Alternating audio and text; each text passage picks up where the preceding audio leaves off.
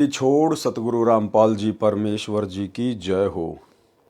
परमपिता परमात्मा सारी सृष्टि के रचनहार, कुल मालिक, असंख्य ब्रह्मांडों के स्वामी, जगत गुरु, तीनों लोकों में प्रवेश करके सबका धारण पोषण करने वाले राजाधिराज, आत्माधार, नाथों के नाथ, देवों के देव महादेव, सर्वेश्वर महेश्वर, मृत्युंजय, अजरो अमर, आदि अनादि सनातनी प्रभु, जगत पिता जगदीश्वर, श्री श्री 1008 की उपाधि के वास्तविक अधिकारी, अकाल मूरत शब्द स्वरूपी राम वासुदेव, सर्वगतम ब्रह्म, परम पूज्य, प्रथम पूज्य, परम संत, परम पुरुष, परम धनी, परम दयालु, सत्य कबीर, हक्का कबीर, अल्लाहु कबीर, अल्लाहु अकबर, बाखबर, अल्लाह ताला, जगत के तारणहार, जगत के मुक्तिदाता, जगत के जगन्नाथ, हारे के सहारे, हिंदुओं के राम, मुसलमानों के अल्लाह, सिखों के वाहिगुरु, ईसाइयों के मसीह, दया के सागर दयानिधि, करुणा के सागर करुणानिधि, स्वयंभू परिभू, संकट मोचन, कष्ट हरण, मंगल करण, दुख भंजन, अविगत कबीर, निर्विकार निर्विषम परमात्मा, अलय अलेख सतगुरु,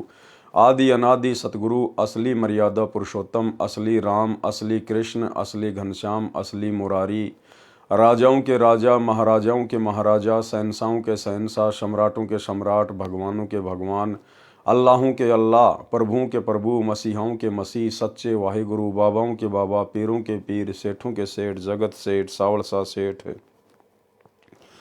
सर्वगुण संपन्न, अनंत कोटि कलाओं के स्वामी, अनंत कोटि ब्रह्मांडों के नायक, योगियों में महायोगी, ध्यानियों में महाध्यानी, सिद्धों में परम सिद्ध, ज्ञानियों में तत्व ज्ञानी, ब्रह्म ज्ञानी, महाज्ञानी, परम ज्ञानी, सर्वश्रेष्ठ ज्ञानी, विज्ञानी, युवा कबीर, समरथ कबीर, असमवात, अमित ओजा, सच्चे रहनुमा, करीम अल्लाह, सुभान अल्लाह, दुनिया के अंतिम पैगंबर, 8 सितंबर 1951 से गांव धनाना, जिला सोनीपत, हरियाणा, भारतवर्ष की पावन भूमि पे प्रकट रियल कल की भगवान श्री नारायण साकार हरि, श्री बाबा साहिब शब्द स्वरूपी राम, संत श्रोमणी सतगुरु रामपाल जी परमेश्वर जी के चरण कमल में साध संगति से जुड़े हुए देश विदेश से हम सभी सत्सेवक भाई बहनों का अनंत कोटि दंडवत प्रणाम।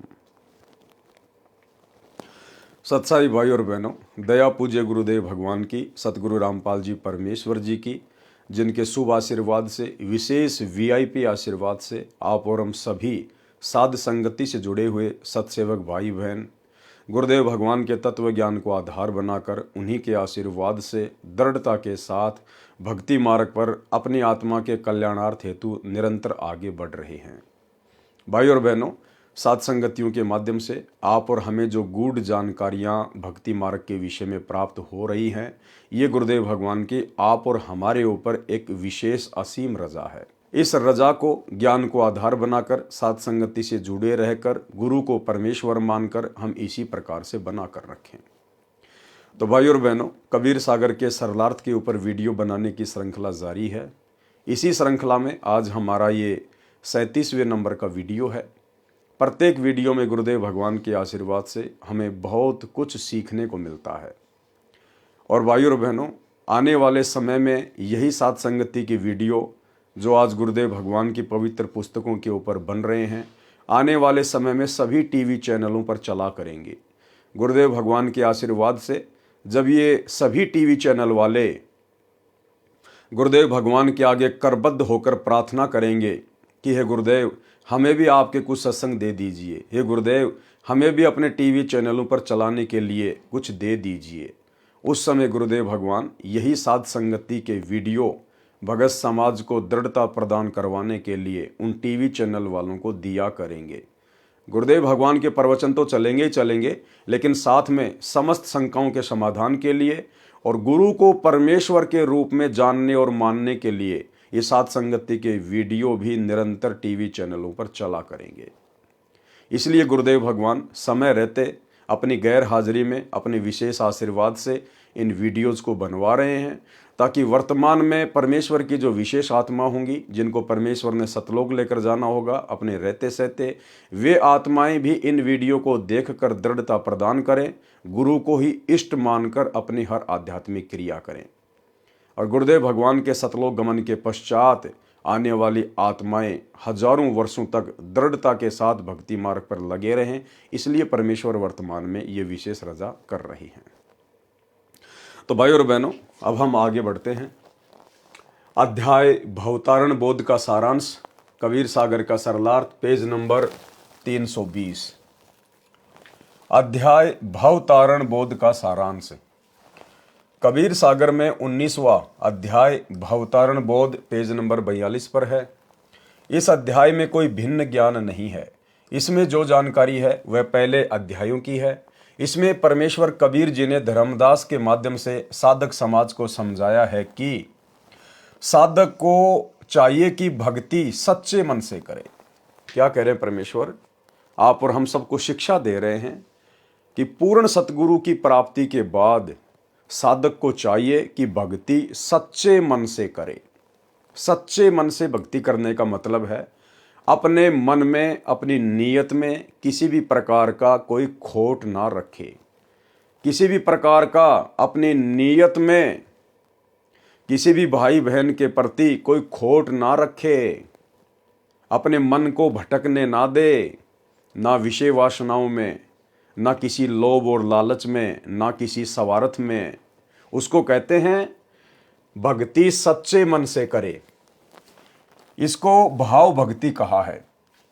संत यानी अच्छी आत्माओं का सत्कार करे, भोजन पानी श्रद्धा से कराए। लेकिन भाइयों और बहनों, इनमें तो कोई भी काम इन सतलोक आश्रमों में सही प्रकार से हो ही नहीं रहा है। गुरुदेव भगवान ने जो एक सच्चे भगत के लक्षण बताए हैं कि साधक को चाहिए कि भक्ति सच्चे मन से करे, मन में कोई खोट ना रखे, कोई छल कपट ना रखे, अपनी नीयत को ना बिगाड़े, माता बहनों को बुरी नज़र से ना देखे, उसको कहते हैं सच्चे मन से भक्ति करना। लेकिन अभी जो 66 नंबर की हिसार जेल से विशेष ऑडियो आई है, उसमें तो गुरुदेव भगवान ने पूरा ही भांडाफोड़ कर दिया। उनकी गैर हाजिरी में जिस प्रकार से इन सभी सतलोक आश्रमों में कोऑर्डिनेटरों के द्वारा जो बकवाद की जा रही है, भक्तों के द्वारा जो बकवाद की जा रही है अपनी ही गुरु बहनों के साथ में, तो परमेश्वर ने तो उसका भांडाफोड़ कर दिया। साधक को चाहिए कि भक्ति सच्चे मन से करे, जबकि उस ऑडियो में गुरुदेव भगवान कह रहे हैं कि मेरे पास में ऐसी ऐसी शिकायत आती है जो नहीं आनी चाहिए। अच्छे इंसान तो जगत वाले भी ऐसा नहीं करते जो तुम भगत कर रहे हो। इन आश्रम वालों को कह रहे हैं। और फिर गुरुदेव कह रहे हैं कि मेरे पास ऐसी ऐसी शिकायत आती हैं। ये कोऑर्डिनेटर आश्रमों के भगत ये माता बहनों को भी गंदे गंदे मैसेज करते हैं, गंदे गंदे मैसेज। और ऐसे दुष्ट व्यक्ति ना तो कोऑर्डिनेटर कहलाने के अधिकारी और ना भगत कहलाने के अधिकारी। फिर आगे क्या कह रहे परमात्मा? संत यानी अच्छी आत्माओं का सत्कार करें। अच्छी आत्माओं का सत्कार करें। अच्छी आत्मा कौन होती हैं? जो पूर्ण संत से उपदेश ले लेती हैं, उनको अच्छी आत्मा कहा जाता है। आत्मा तो संसार में सभी परमात्मा की है। जो लोग आन उपासना कर रहे हैं वो भी परमात्मा की आत्मा है। लेकिन अच्छी आत्मा किसे कहा है? जो सच्चे गुरु की शरण में आ जाए। तो गुरुदेव कह रहे हैं कि ऐसी आत्माओं के साथ में अच्छा व्यवहार करें, उनका सत्कार करें। लेकिन उसी 66 नंबर की ऑडियो में गुरुदेव भगवान कह रहे हैं कि ऐसी ऐसी शिकायत आई है कि ये कोऑर्डिनेटर भक्तों के साथ में धक्का मुक्की करते हैं, भक्तों को धमकाते हैं, उनको खुड़काते हैं। ऐसा उनको नहीं करना चाहिए। तो ये दोनों ही प्रकार की बातें गुरुदेव ने अपनी उस ऑडियो में कही है जो अभी आप सुनने वाले हो। यानी गुरुदेव भगवान तो कह रहे हैं कि साधक को चाहिए कि भक्ति सच्चे मन से करे, जबकि सतलोक आश्रमों में तो विषय वासनाओं की आग लगी हुई है। अरे कोऑर्डिनेटर जो संगत को हैंडल करते हैं, जब कोऑर्डिनेटर ही गुरु बहनों के साथ में गंदी हरकतें कर रहे हैं, बाकी संगत का क्या होगा? और खुद कोऑर्डिनेटर ही अच्छी आत्माओं के साथ में अच्छा व्यवहार नहीं कर रहे इन आश्रमों में भगत भाई बहनों के साथ में। गुरुदेव भगवान कह रहे हैं उनको धमकाते हैं, खुड़काते हैं, बहुत सारी शिकायतें आ रही है। ऐसा नहीं करना चाहिए उनको। ये परमात्मा के बच्चे हैं। तुम लोग मजदूर बन के सेवा करो। तुम कोऑर्डिनेटर बन गए तो कोई खुदा थोड़ी बन गए। सुनिए ऑडियो।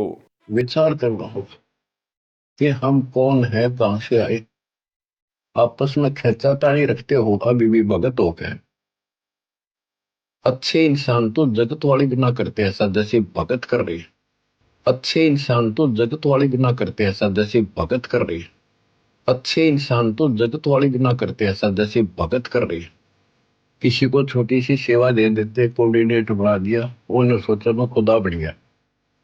और इतना शिक्षा तो करें। मजदूर बनो सीखो, मजदूर। और कई देखा है कि कोऑर्डिनेटर या जिसकी जो भी व्यवस्था लगाई जाए तो व्यवहार भी ठीक नहीं करते, धमकान लग जाते, कुरकान लग जाते। और कुछ ऐसी भी शिकायतें आई हैं जो बहन बेटियों के साथ गलत मैसेज भी डालते हैं। तो वो दुष्ट लोग ना तो कोऑर्डिनेटर के योग्य है ना वो भगत के योग्य। और कुछ ऐसी भी शिकायतें आई हैं जो बहन बेटियों के साथ गलत मैसेज भी डालते हैं। तो वो दुष्ट लोग ना तो कोऑर्डिनेटर के योग्य है ना वो भगत के योग्य। और कुछ ऐसी भी शिकायतें आई हैं जो बहन बेटियों के साथ गलत मैसेज भी डालते हैं। तो वो दुष्ट लोग ना तो कोऑर्डिनेटर के योग्य है ना वो भगत के योग्य। तो ऐसा तो संगत माई कुसंगत उपजेगी। और ऐसी कुसंगत होगी फिर हम रखेंगे नहीं उसको खेत में। किसान उस कुबाड़ को पाड़ कर खेत से बाहर फेंक देता है। तो उसको आप मिशन से निकाल दिया जाया करेगा। सुधर जाओ, एक के नहीं सुनी जाया करती, दिशात्मक शिक्षा दी जाती है। अमल कर लो इन पे। कर्म बतेरे फोड़ लिए। इस ज्ञान का असर क्या हुआ? थोड़ा सा सुख होते फिर पक्के एजेंट काल के बन जाते, बकवाद वही करनी, भगवान से दूर हो जाएगा। थोड़ा सा सुख होते फिर पक्के एजेंट काल के बन जाते हैं, बकवाद वही करनी, भगवान से दूर हो जाएगा। थोड़ा सा सुख होते फिर पक्के एजेंट काल के बन जाते हैं, बकवाद वही करनी, भगवान से दूर हो जाएगा। तो भाई और बहनों, आप और हम भाई बहनों ने इस भक्ति मार्ग पर शिक्षा लेकर चलनी है। शिक्षा सबसे पहली बात तो हमारे गुरुदेव भगवान अपने कर कमल से लिख रहे हैं, आप और हमें उपदेश दे रहे हैं, शिक्षा दे रहे हैं, नसीहत दे रहे हैं। दूसरी बात, हमने अपने गुरु भाई बहनों से भी शिक्षा लेनी है जो सतलोक आश्रमों से जुड़े हुए हैं। इन कोऑर्डिनेटरों से शिक्षा लेनी है, आश्रमों में आने वाली संगत से शिक्षा लेनी है कि हमने इन लोगों के जैसा व्यवहार भक्ति मार्ग पर नहीं करना चाहिए। अन्यथा गुरुदेव इनकी इन्हीं हरकतों से दुखी है, परेशान है। इनकी इन्हीं हरकतों से दुखी होकर तो गुरुदेव सार्वजनिक तौर पर सत्संग में ये बातें कह रहे हैं। इसका मतलब इस प्रकार की गंदी हरकतें करने से गुरुदेव भगवान भगत से नाराज होते हैं, रुष्ट होते हैं। और अगर गुरु नाराज हो गया तो फिर हमारे पास में बच क्या जाएगा। तो हम भाई बहनों ने, जो गुरुदेव ने विशेष रजा बख्शी है, हमें साध संगति से जोड़ा है, हम भाई बहनों ने तो अपनी गुरु बहन हो या चाहे जगत की कोई बहन हो, हमने तो सबको परमेश्वर की आत्मा जानकर, गुरुदेव भगवान के बच्चे जानकर और अपनी बहन बेटी जैसा व्यवहार करना है। हमने तो गुरुदेव की वाणी पर चलना है कि पर नारी को देखिए बहन बेटी के भाव, कहे कबीर काम नाश का यही सहज उपाय। जबकि इन सतलोक आश्रमों में तो अपनी खुद की गुरु बहनों के साथ में भी गंदे गंदे व्यवहार। अब ऐसे तो वो गुरु बहनें और ऐसे ही वो कोऑर्डिनेटर और ऐसे ही वो गुरु भाई। तो भाई और बहनों, आप और हमने शिक्षा लेकर चलनी है। और ये कोऑर्डिनेटर और इन आश्रमों से जुड़े हुए भगत ये क्यों इस प्रकार की गंदी हरकतें अपनी गुरु बहनों के साथ करते हैं, आगे आपको दिखाएंगे। साधक को चाहिए कि भक्ति सच्चे मन से करें, इसको भाव भक्ति कहा है। संत यानी अच्छी आत्माओं का सत्कार करें, भोजन पानी श्रद्धा से कराएं। जो योगी हैं यानी हठ योग करते हैं, योग आसन तक ही सीमित हैं, सार शब्द सतगुरु से मिला नहीं है, वे कभी भव से यानी संसार से पार नहीं हो सकते। और साथ में भाई और बहनों, पूर्ण तत्वदर्शी संत की शरण में आने के बाद भक्तों ने ये मेडिटेशन भी नहीं करना है, ये योग भी नहीं करना है। कौन सा योग? जैसे बाबा रामदेव करता है। बाबा रामदेव लोगों को करवाता है बीमारियां ठीक करवाने के लिए। आप और हम भगत भाई बहनों ने सतगुरु रामपाल जी परमेश्वर जी की शरण में आने के बाद हमने ये योग भी नहीं करना है, हमने ये मेडिटेशन भी नहीं करना है। अन्यथा अब ये मनमाने आचरण में आएगा। विचार करने की बात है, जब हमारे गुरुदेव भगवान ने हमारे को कोई भी गेम खेलने से मना कर दिया है, वॉलीबॉल, फुटबॉल, बास्केटबॉल, बैडमिंटन, दौड़ वगैरह करना, जिम वगैरह में जाना, जिम्नास्टिक करना, कबड्डी वगैरह खेलना। गुरुदेव ने हमें किसी भी गेम को खेलने से मना किया है, क्योंकि उसके खेलने से हमारी सांसें बर्बाद होती है, हमारा समय बर्बाद होता है। इसलिए हमने ना तो कोई गेम खेलना है और ना हम भगत भाई बहनों ने भूलकर भी कोई योगा करना है, ना कोई मेडिटेशन करना है, ना योगा की कोई क्लासेस वगैरह ज्वाइन करनी है। मैं सोशल मीडिया पर देख रहा था, इंस्टाग्राम पर, सतलोक आश्रम मैनेजमेंट हरियाणा से जुड़ी हुई एक बहन, यानी सतगुरु रामपाल जी की शिष्या, उसकी आईडी है ई चौरसिया। तो मैंने देखा तो मुझे बड़ा झटका सा लगा। और सोशल मीडिया पर सतगुरु रामपाल जी की शिष्या कहलाने वाली उस लड़की की अभद्र फोटोएं देखकर जो योग करती है, लोगों को योग सिखाती है, मेरे को बिल्कुल भी अच्छा नहीं लगा। बड़ी शर्मिंदगी महसूस हुई। और दास ने विचार किया कि इस प्रकार की अभद्र फोटोएं तो जगत वाली बहन बेटियां भी सोशल मीडिया पर नहीं डालती हैं, जो अच्छे घर से ताल्लुक रखती हैं। और संत रामपाल जी की शिष्या होके एक लड़की योग कर रही है, खुले में कर रही है, पार्क में कर रही है, और अभद्र तरीके से वो फोटोएं फिर सोशल मीडिया पर वायरल कर रही है। हम समाज को क्या संदेशा दे रहे हैं? हम क्या संदेशा दे रहे हैं समाज को कि सतगुरु रामपाल जी से हमने क्या सीखा है? तो ये योग वगैरह भी सतगुरु रामपाल जी परमेश्वर जी की भक्ति प्राप्त होने के बाद में ये जो है बिल्कुल भी हमने त्यागना पड़ेगा। हमने एक नेक भगत बनकर भक्ति करनी पड़ेगी। हम किस लिए योग कर रहे हैं? क्या जरूरत है हमें योग करने की? अगर हम सतगुरु की भक्ति मर्यादा में रह के कर लेंगे तो क्या परमेश्वर हमारे शरीर में किसी प्रकार की कोई तकलीफ आने देंगे? और यदि तकलीफ आ भी गई तो तकलीफ को दूर कौन करेगा? वो योग दूर करेगा या फिर हॉस्पिटल दूर करेगा? और अगर ऐसी कोई तकलीफ आ भी गई तो आप सतलोक आश्रम वाले भाई बहनों को तो दुखी होने की जरूरत है ही नहीं। आप लोगों को तो योग करने की जरूरत है ही नहीं। अरे आपके तो आश्रमों में हॉस्पिटल खुल रहे हैं।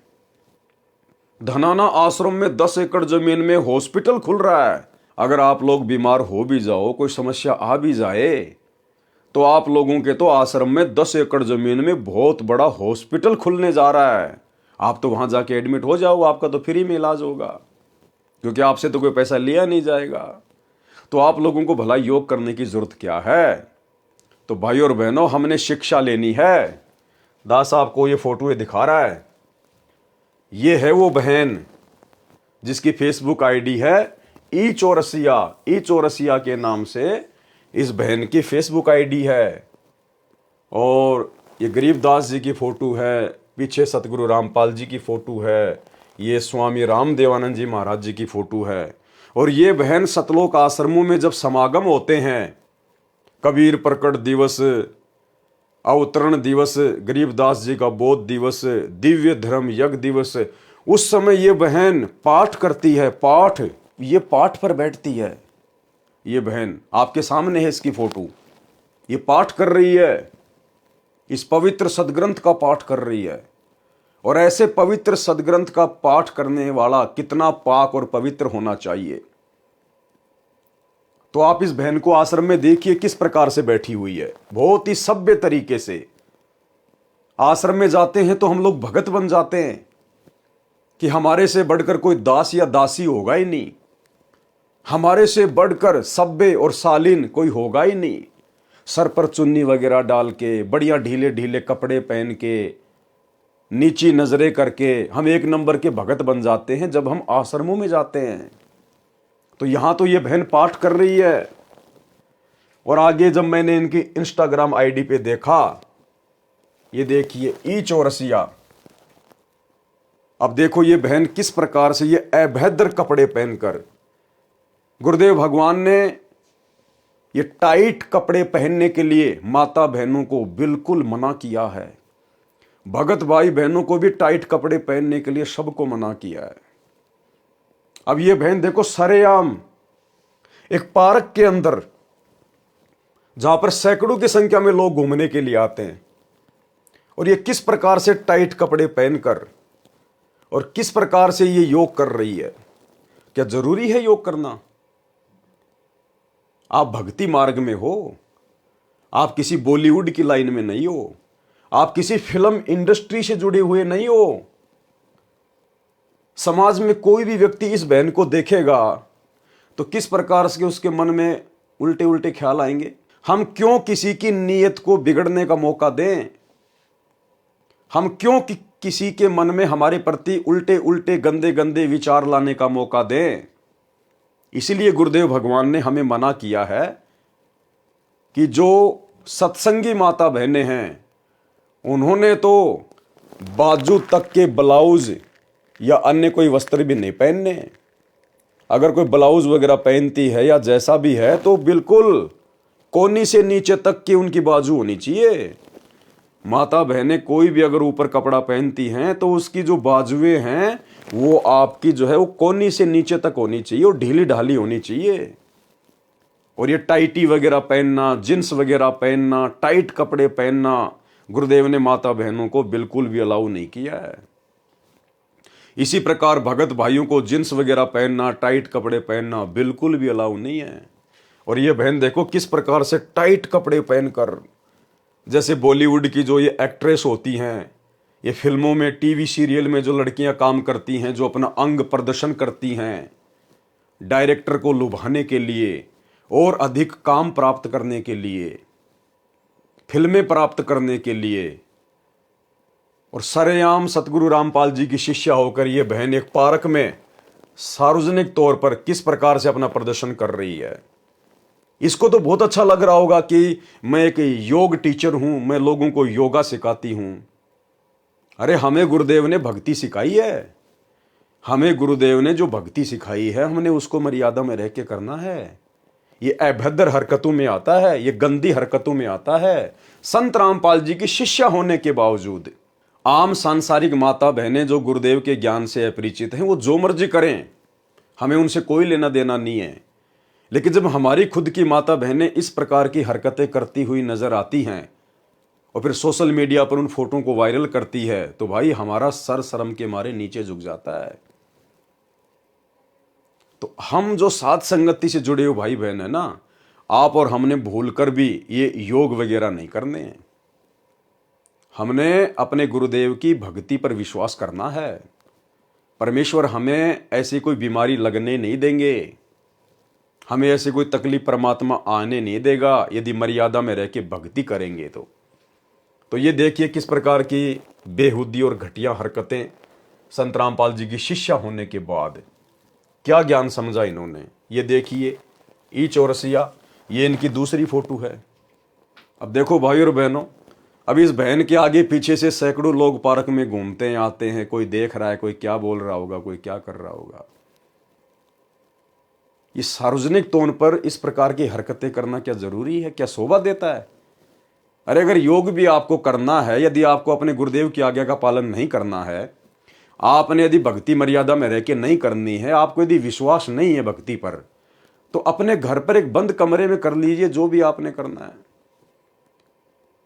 ये संत रामपाल जी के भगत बनकर फिर इस प्रकार की बेहुदा हरकतें, बेहुदा इस प्रकार की एक्टिंग, ये सार्वजनिक तौर पर गार्डन में जाकर, पार्कों में जाकर क्यों करते हो आप लोग? क्यों अपने गुरुदेव भगवान को शर्मिंदा करते हो? तो ये माता बहनों को शोभा नहीं देता है, बिल्कुल शोभा नहीं देता माता बहनों को। ये आने वाले समय में आप और हम सब ने एक शिक्षा लेनी है। आने वाले समय में भगत भाई बहनों ने शिक्षा लेनी है। हमने इस प्रकार की बेहुदा हरकतें बिल्कुल भी नहीं करनी है। ये योगा फोगा वगैरह हमने कुछ नहीं करने हैं। ये एक फोटो और है इस बहन की। बताओ, आप लोगों को दिखाते हुए भी मुझे शर्म आ रही है। आप लोगों को दिखाते हुए भी मुझे शर्म आ रही है किस प्रकार से अपने पैरों को कर रखा है। टाइट कपड़ा पहन के, टाइटी पहन के किस प्रकार से अपने दोनों पैरों को फैला रखा है और फिर सोशल मीडिया पर डाली जा रही है। अब लोग इन फोटो को देखेंगे तो वो लोग किस भाव से देखेंगे? उनके मन में गंदे विचार आएंगे या फिर अच्छे विचार उत्पन्न होंगे? अब बताओ फिर उन कोऑर्डिनेटरों का क्या दोष? सतलोक आश्रमों के कोऑर्डिनेटरों का क्या दोष? उन भक्तों का क्या दोष जिनके विषय में गुरुदेव कह रहे हैं कि अपनी गुरु बहनों को गंदे गंदे मैसेज भेजते हैं? जब हमारी गुरु बहनें इस प्रकार की गंदी गंदी हरकतें करेंगी, इस प्रकार के ये गंदे गंदे पोज अपने मोबाइल से फोटो खींच के सोशल मीडिया पे डालेंगी, तो भगत भाई क्या करेंगे फिर? ये कामदेव तो इन आश्रमों में बैठा ही है, फिर और क्या करेगा बताइए? इसलिए गुरुदेव भगवान ने दुखी होकर सार्वजनिक तौर पर हिसार जेल से आने वाली ऑडियो नंबर 66 में इन सब बातों का जिक्र करना पड़ा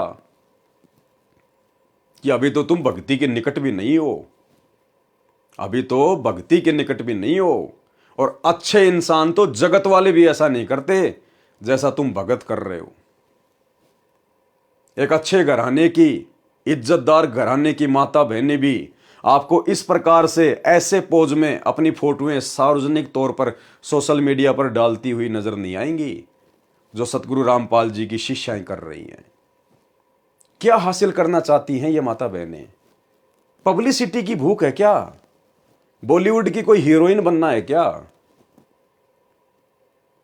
भाई और बहनों, साध संगति से जो माता बहनें जुड़ी हुई हैं, उन माता बहनों को यदि कोई 100 करोड़ रुपए का भी ऑफर करे ना, 100 करोड़ रुपए का ऑफर, कि आपको 100 करोड़ रुपए दिए जाएंगे, या आपको भारत देश का प्रधानमंत्री बना दिया जाएगा, आपको इंद्र का राज्य दे दिया जाएगा, आपको 21 ब्रह्मांड का स्वामी बना दिया जाएगा, आप साथ संगति से जुड़ी हुई माता बहनें हमें एक पोज ऐसा दे दो, एक। वो माता बहनें क्या करेंगे पता है? थू, उसी समय 5 बार थूकेंगी और बोलेंगे भैया पानी पीना तो पी लीजिए, भंडारा करना तो कर लीजिए, अन्यथा यहां से चलते बनिए। आपने गंदी जुबान से ऐसी बातें हमारे घर में दोबारा ना बोलिए। हमारा घर आश्रम है, हमारे आश्रम में इस प्रकार की बातें भी शोभा नहीं देती हैं। ये गंदे कर्म करना तो बहुत दूर की बात है। तो भाई और बहनों, ये विचारणीय विषय है, विचारणीय विषय। इसलिए सतगुरु रामपाल जी भगवान हिसार जेल से आने वाली ऑडियो में दुखी मन से, दुखी आवाज में, रोते हुए सत्संग कर रहे हैं कि मैं रोवत हूं सृष्टि को, ये सृष्टि रोवे मोहे, और गरीब दास इस वियोग को समझ न सकता कोई। कि सतगुरु हमें क्या बनाने आए हैं, हमें क्या अनमोल वस्तु प्राप्त हो गई है, सतगुरु ने हमें क्या कीमती वस्तु दे दी है, हमारा टारगेट क्या होना चाहिए? ये पब्लिसिटी प्राप्त करना, या फिर योग टीचर बनकर दुनिया भर के अवार्ड जीतने हैं, या फिर ये फिगर वगैरह मेंटेन रखना है, अपने शरीर को मेंटेन रखना? कितने दिन मेंटेन रखोगे? इस हार्ड मास के ढांचे को कितने दिन मेंटेन रखोगे? वो बॉलीवुड की वो पुरानी पुरानी हीरोइन जो अपने जमाने में, अपने टाइम में अपने फिगर को मेंटेन रखा करती थी, आज उनके फिगर को देखते ही उल्टी आती है, उल्टी। तो भाई और बहनों, चाहे सतगुरु रामपाल जी की कोई शिष्या हो, चाहे कोई शिष्य हो, अगर हम लोग भगत बनने के लिए निकले हैं तो भाई भगत बन के दिखाओ अपने गुरुदेव को भगत। तो हम सत्सेवक भाई बहनों ने सतलोक आश्रमों से जुड़ी हुई हमारी गुरु बहनों से, हमारी माताओं से हमने शिक्षा लेनी है। हमने ये भद्दी हरकतें नहीं करनी है सार्वजनिक तौर पर या अपने घर पर, कैसे भी हमने तो सोचना भी नहीं है। हमारे गुरुदेव भगवान अंतर्यामी है। बकवाद चाहे आप अपने घर में बैठकर कर लो या चाहे किसी गार्डन में बैठ के कर लो, गुरुदेव भगवान अंतर्यामी है, उनसे कुछ भी नहीं छुपा हुआ है। तो हम भाई बहनों ने सावधान रहना है, ये गलतियां हमने बिल्कुल भी नहीं करनी है। इसीलिए तो इन आश्रमों से जुड़े हुए भगत और कोऑर्डिनेटर ऐसी ऐसी गंदी हरकतें देखकर, ऐसे ऐसे अश्लील पोज देखकर, ये फोटोएं देखकर फिर इनका मन करता है उनके साथ में प्रेम प्रसंग की बातें करने के लिए, उनको अपनी तरफ लुभाने के लिए, क्योंकि भगत के तो कोई लक्षण इनमें दिखाई दे नहीं रहे। तो बताओ फिर कोऑर्डिनेटर कहां से भगत बन जाएंगे? वो कहां से राजा हरिश्चंद्र बन जाएंगे जब हमारी खुद की गुरु बहनें ही मलाइका अरोड़ा बन के घूम रही हैं? भाई और बहनों, विचारणीय विषय है, विचारणीय विषय। बुद्धि बिल्कुल ऑफ कर रखी है काल भगवान ने सतलोक आश्रमों से जुड़े हुए भाई बहनों की। तो ये हम आप और हम सभी सच्चे भाई बहनों ने ध्यान रखना है। जो योगी हैं यानी हठ योग करते हैं, योग आसन तक ही सीमित हैं, सार शब्द सतगुरु से मिला नहीं, वे कभी भव से यानी संसार से पार नहीं हो सकते। जो दान करते हैं और सतगुरु से सच्चा भक्ति मंत्र प्राप्त नहीं है तो उनका मोक्ष नहीं है, केवल दान का फल अगले जन्म में मिल जाएगा। आवश्यक नहीं है कि वह फल मनुष्य जन्म में ही मिलेगा, वह फल कुत्ते घोड़े गाय भैंस आदि के जन्म में भी मिलेगा। यदि सतगुरु से सत्य साधना प्राप्त है और भक्ति करता है, दान भी देता है, तो उसका मोक्ष हो जाता है। उसको दान का फल इसी जन्म में भी आवश्यकता अनुसार मिलता है। अब आगे की लाइन को ध्यान से पढ़ना। यदि किसी कारण से मोक्ष प्राप्त नहीं हुआ तो पुनर्जन्म मानव का मिलता है, वह दान अगले जन्म में मानव शरीर में मिलता है। विचार करना भाई और बहनों, साध संगति में कही गई प्रत्येक बातों का समर्थन आपको अब यहां गुरुदेव के कर कमल से लिखित इन पुस्तकों में मिलता चला जाएगा। दास आप सभी भाई बहनों को बार बार कहता है और जोर देकर कहता है कि भाई और बहनों, अब हमने गलतियां करने से बचना चाहिए, बल्कि हमने गलतियां करने की सोचनी भी नहीं चाहिए। जब तक सतगुरु रामपाल जी परमेश्वर जी के चरण कमल इस धरती पर हैं, तब तक ही मोक्ष के दरवाजे खुले हुए हैं। जिस दिन ये सतगुरु अपनी लीला समेट कर और इस पृथ्वी लोक से संत रूप में जो आए हुए हैं, सतगुरु रूप में जो आए हुए हैं, जिस दिन ये गवन कर गए, उसके बाद मोक्ष की उम्मीद मत करना। इसलिए परमात्मा कहते कि ये थोड़ा सा समय मिला है तुम्हें, थोड़ा सा समय, ये प्राइम टाइम। अब क्या कह रहे हैं परमात्मा? यदि किसी कारण से मोक्ष प्राप्त नहीं हुआ, भाई क्यों नहीं होगा मोक्ष प्राप्त? जिन भाई बहनों को यह शंका है कि ये पवन दास तो ऐसे ही अंट संट बोलता है, अरे गुरुजी ने कह रखा है ये भक्ति मार्ग हजारों साल तक चलेगा, हजारों साल तक, और 1000 साल तक आत्माएं मोक्ष प्राप्त करेंगी। अगर ऐसा होता, मार्ग तो हजारों साल चलेगा, और यदि मोक्ष 1000 साल होना होता तो परमात्मा यहां पर यह बात नहीं लिखते, यदि किसी कारण से मोक्ष प्राप्त नहीं हुआ तो पुनर्जन्म मानव का मिलता है, वह दान अगले जन्म में मानव शरीर में मिलता है। यदि किसी कारण से मोक्ष प्राप्त नहीं हुआ, भाई क्यों नहीं होगा? मान लीजिए आपका इस मानव जन्म में मोक्ष नहीं हुआ, तो फिर से आपको मानव जन्म मिलेगा। उसमें भी नहीं हुआ तो तीसरा जन्म भी मानव का मिलेगा, उसमें तो मोक्ष हो ही जाएगा, क्योंकि ये तो हजारों साल चलेगा परमात्मा का मार्ग, हजारों साल तक आत्माएं मोक्ष प्राप्त करेंगी। तो एक जन्म में नहीं हुआ तो दूसरे में हो जाएगा, तीसरे में हो जाएगा, चौथे में हो जाएगा, 5वें में हो जाएगा। 1000 साल में कम से कम 100 तो मानव जन्म मिलेंगे। फिर गुरुदेव ये बात क्यों कह रहे हैं कि यदि किसी कारण से मोक्ष प्राप्त नहीं हुआ तो, अरे क्या 100 जन्म में भी मोक्ष नहीं होगा? चलो इस जन्म में आपने गलती कर दी, आपका मोक्ष नहीं हुआ, अगला जन्म फिर से आपको स्त्री या पुरुष का मिल गया, किसी भगत के घर में देगा परमात्मा, तो उस जन्म में तो हो ही जाएगा। आपको तो शुरू से ही भक्ति मिलेगी, आपके माता पिता दोनों भगत होंगे, आप तो मर्यादा में रहोगे, पूरे संसार में सतयुग जैसा माहौल हो जाएगा, हर जगह आपको भगत ही भगत दिखाई देंगे, विरोध कोई आने वाले समय में कोई जो है वो करेगा नहीं, तो मर्यादा टूटेगी नहीं, तो आपका तो दूसरे जन्म में मोक्ष निश्चित है।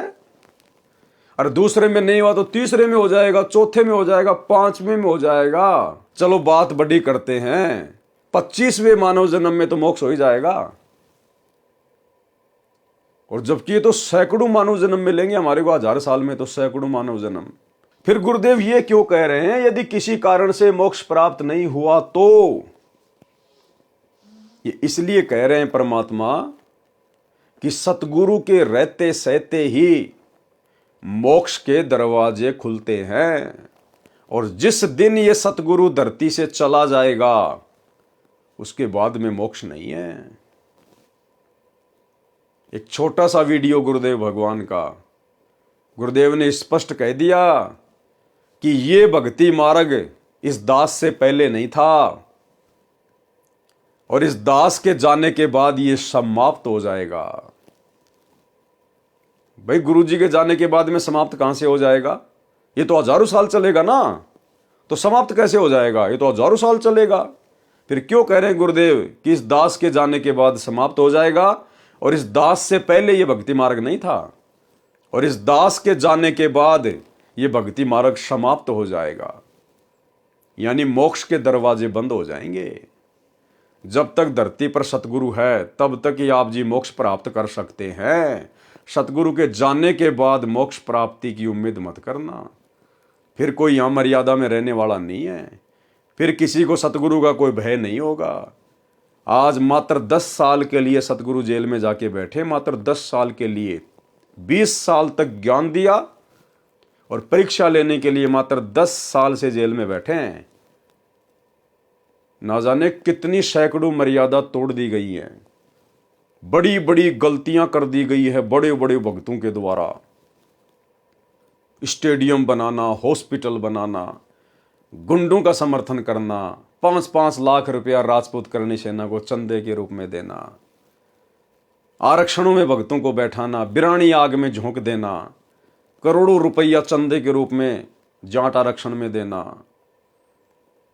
लोगों के लिए बसें चलाना, एम्बुलेंस चलाना, भक्तों से रोड़े ठीक करवाना, आश्रमों में देह दान करवाना, रक्तदान करवाना, दोगली राजनीति करना, कभी कांग्रेस की गोद में बैठना, कभी बीजेपी की गोद में बैठना, हिंदू मुसलमानों के बीच में नफरत पैदा करने के लिए बजरंग दल वालों की गोद में जाके बैठ जाना, बांग्लादेश के मुसलमानों के खिलाफ।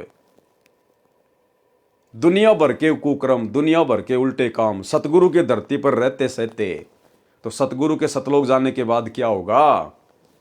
किसी को कोई डर ही नहीं होगा, किसी को कोई भय नहीं होगा।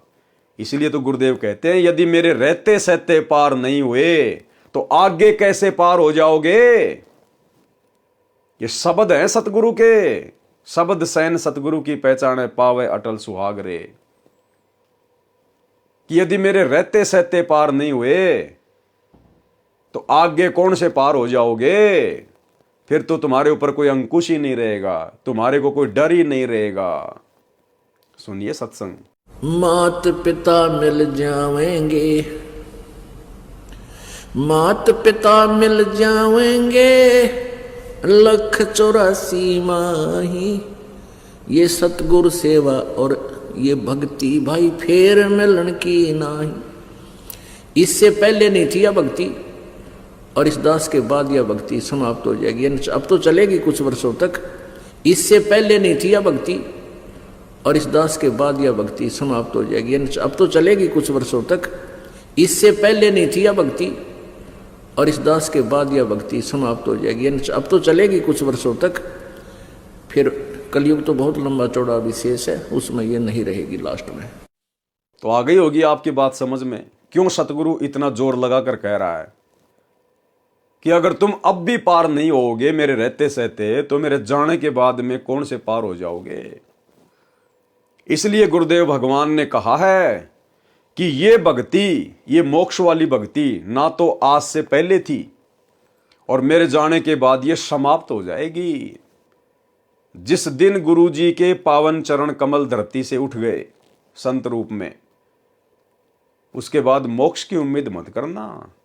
इसलिए अगर सिर धड़ की बाजी लगानी है, अपना तन मन धन अपने गुरुजी के चरणों में समर्पित करना है तो उनके रहते सहते कर दीजिए, ये मौका फिर नहीं मिलेगा। सुनिए गुरुदेव का सत्संग। चलो मान ले ईब आपने सुख भी हो गया, रह भी गए और कंटिन्यूस 5-6 जन्म आपके मनुष्य के भी हो जाएंगे इस कमाई थे वर्तमान के भक्ति से। और आगे सरदार, क्योंकि आगे घटेगी जब दास यहाँ मौजूद है, अभी गलती करोगे तो आगे कौन से पार हो जाओगे तुम। और आगे सरदार, क्योंकि आगे घटेगी जब दास यहाँ मौजूद है, अभी गलती करोगे तो आगे कौन से पार हो जाओगे तुम। और आगे सरदार, क्योंकि आगे घटेगी जब दास यहाँ मौजूद है। अभी गलती करोगे तो आगे कौन से पार हो जाओगे तुम।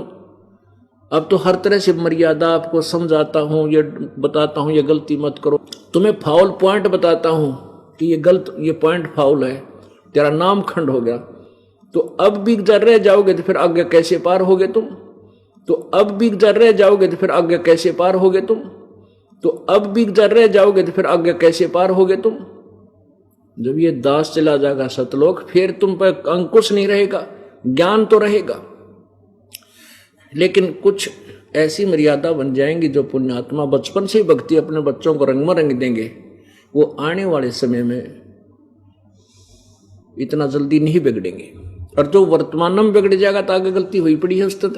तो इसलिए इस समय को ज्यादा नहीं बढ़ाना आपने। और जो वर्तमान में बिगड़ जाएगा तो आगे गलती हुई पड़ी है उस्ताद। तो इसलिए इस समय को ज्यादा नहीं बढ़ाना आपने।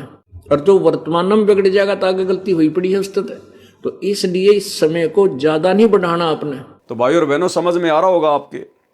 इसलिए यहां परमात्मा कह रहे हैं कि ये ना सोचना कि हजारों साल ये मार्ग चलेगा तो हजारों साल तक तुम पार भी होते जाओगे। हजारों साल केवल गुरु जी का भक्ति मार्ग चलेगा, हजारों साल मोक्ष प्राप्त नहीं होगा। और इसी लाइन को गुरुदेव ने अपने सत्संग में भी कह दिया स्पष्ट तौर पर। यदि किसी कारण से मोक्ष प्राप्त नहीं हुआ तो क्या होगा? पुनर्जन्म मानव का मिलता है, यानी मनुष्य जन्म मिलते रहेंगे। और वो जो दान जो तुम आज कर रहे हो ना, ज्योति पाठ वगैरह, ये फिर तुम्हें उन मनुष्य शरीरों में मिलता रहेगा। एक छोटा सा सत्संग गुरुदेव का इसी टॉपिक पर कि यदि तुम रह गए, तुम पार ना हो पाए इस समय, तो तुम्हारे को मनुष्य जन्म मिलेंगे, मनुष्य जन्म। और जब तक दूसरा कलयुग नहीं आ जाएगा, जब तक दूसरे कलयुग की पिछली पीढ़ी नहीं आ जाएगी, तब तक तुम्हें केवल मनुष्य जन्म मिलेंगे। गुरुदेव ने ये नहीं कहा कि अगर किसी कारण से तुम्हारा ये जन्म अगर रह गया, तुम मोक्ष प्राप्त नहीं कर पाए, तो अगले जन्म में मोक्ष हो जाएगा या उससे अगले जन्म में मोक्ष हो जाएगा। नहीं, गुरुदेव कह रहे हैं यदि किसी कारण से तुम पार नहीं हो पाए तो फिर तुम्हें मनुष्य जन्म मिलते जाएंगे, सतयुग में, त्रेता में, द्वापर में। फिर जब यही समय आएगा, फिर कहीं जाकर बात बनेगी। तो ये सत्संग सुन लीजिए और ध्यान से विचार कर लीजिएगा। यदि मोक्ष प्राप्त करना है तो अपने इसी जीवन को, इसी मनुष्य जन्म को गुरुदेव के चरणों में हर प्रकार से समर्पित कर दीजिएगा। सुनिए सत्संग। और बाकी रही बात जो पुण्य की, किसी के पास कार है, कोठी है, पैसा है, उसने पिछले जन्म में धर्म घना किया हुआ है, दान किया हुआ है। और जिसको ये भक्ति प्राप्त हुई है और उसके पास धन नहीं है, गरीब व्यक्ति है, निर्धन है, उसने पिछले जन्म में दान नहीं किया। केवल दान का डिफरेंस है, ये कोई बड़ी बात नहीं बताई परमात्मा ने। लेकिन अब अपने सारे ज्ञान न समझ कर प्रॉपरली दान भी करे और नाम भी श्रवण करे। इस बात ने याद रखे कि पार होने तो उद्देश्य है अपना, सतलोक चलने का उद्देश्य तो है ही है। किसी कारण से पैर फिसल भी जावे और ना जाने पाओगे तो कम से कम नेक्स्ट जन्म हो भी गया आपके, जब तक ये फिर सतयुग कलयुग आएगा, तब तक कम से कम रोटी की समस्या तो हल हो ही पाओगे आप। इस दृष्टिकोण से भी आपने दान करना चाहिए। किसी कारण से पैर फिसल भी जावे और ना जाने पाओगे तो कम से कम नेक्स्ट जन्म हो भी गया आपके, जब तक ये फिर सतयुग कलयुग आएगा, तब तक कम से कम रोटी की समस्या तो हल हो ही पाओगे आप। इस दृष्टिकोण से भी आपने दान करना चाहिए। तो भाई और बहनों, सत्संग सुन के समझ में आ गया होगा आपके कि मोक्ष नहीं मिलेगा। अगर गुरुदेव के रहते सहते पार नहीं हुए तो अगले जन्मों में फिर मोक्ष नहीं मिलेगा, फिर मनुष्य जन्म मिलेंगे और ये दान धर्म तुम्हें मिलता रहेगा।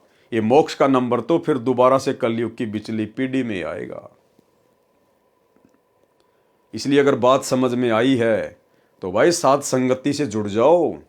साथ संगति से जुड़ने की कोई फीस नहीं है, कोई पैसा नहीं है। यहाँ तुम्हारे से ज्योति पाठ का और दान का पैसा नहीं लिया जाता। ये साथ संगति में किसी के पीले पर्चे नहीं निकाले जाते। यहाँ तो ज्ञान आधार से चर्चा होती है, भक्ति होती है, भक्ति। तो भाई और बहनों, अब आप और हमारी आंखें खुल जानी चाहिए। हमारे पास में समय ज्यादा नहीं है।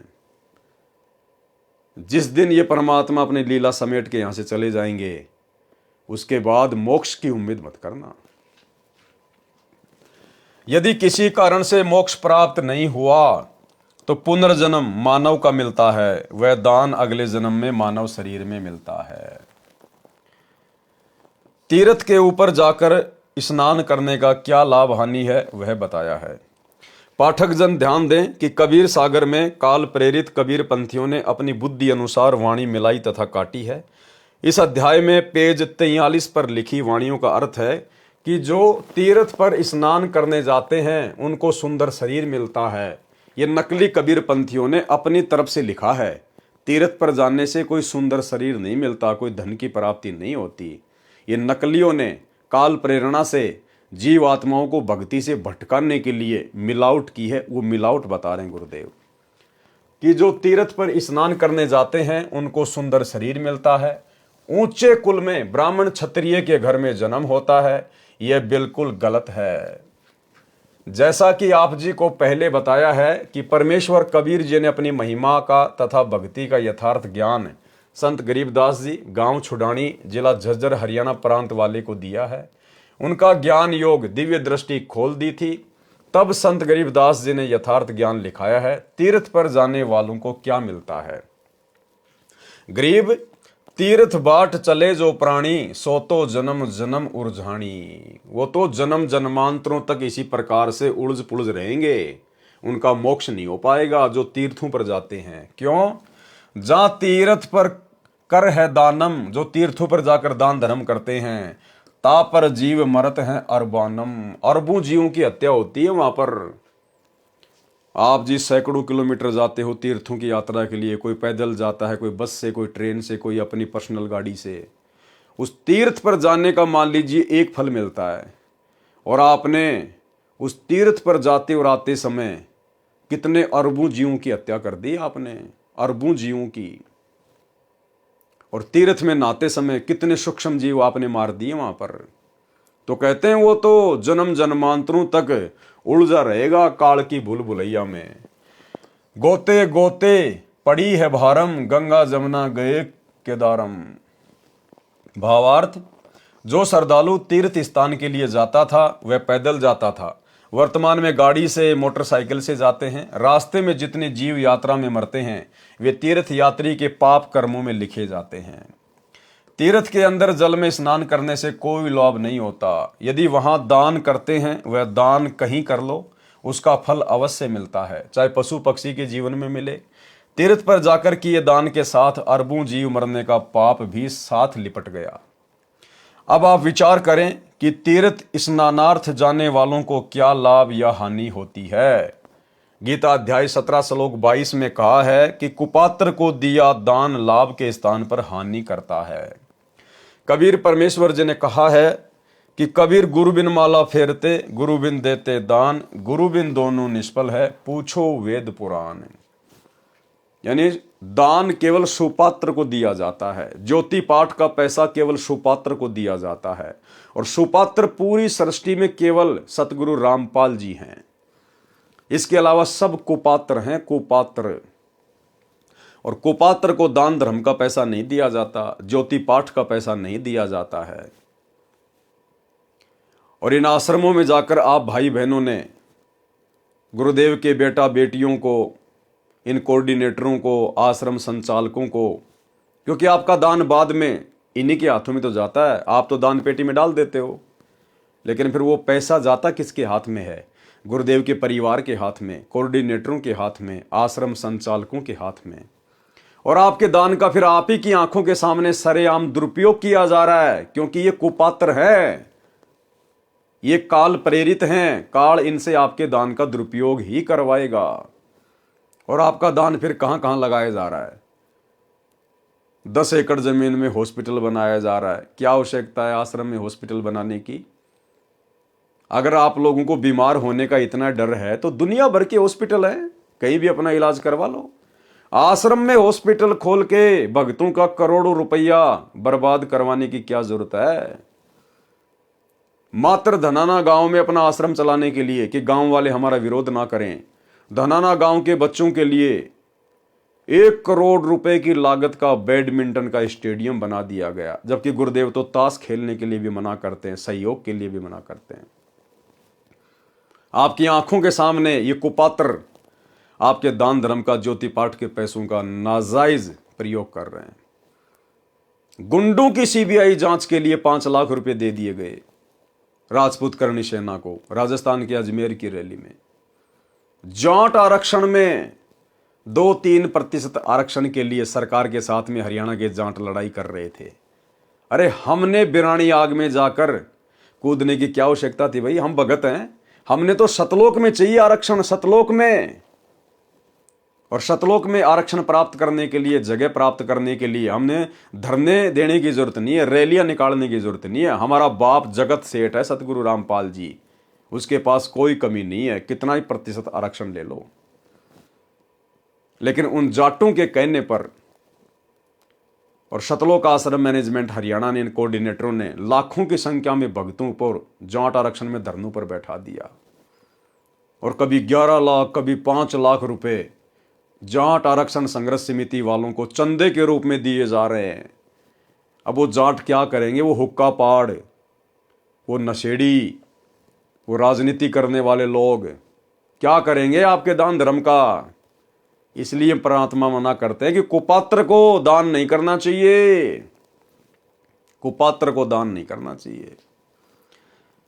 एक कथा है छोटी सी द्रौपदी की, लेकिन शिक्षा बहुत गहरी है।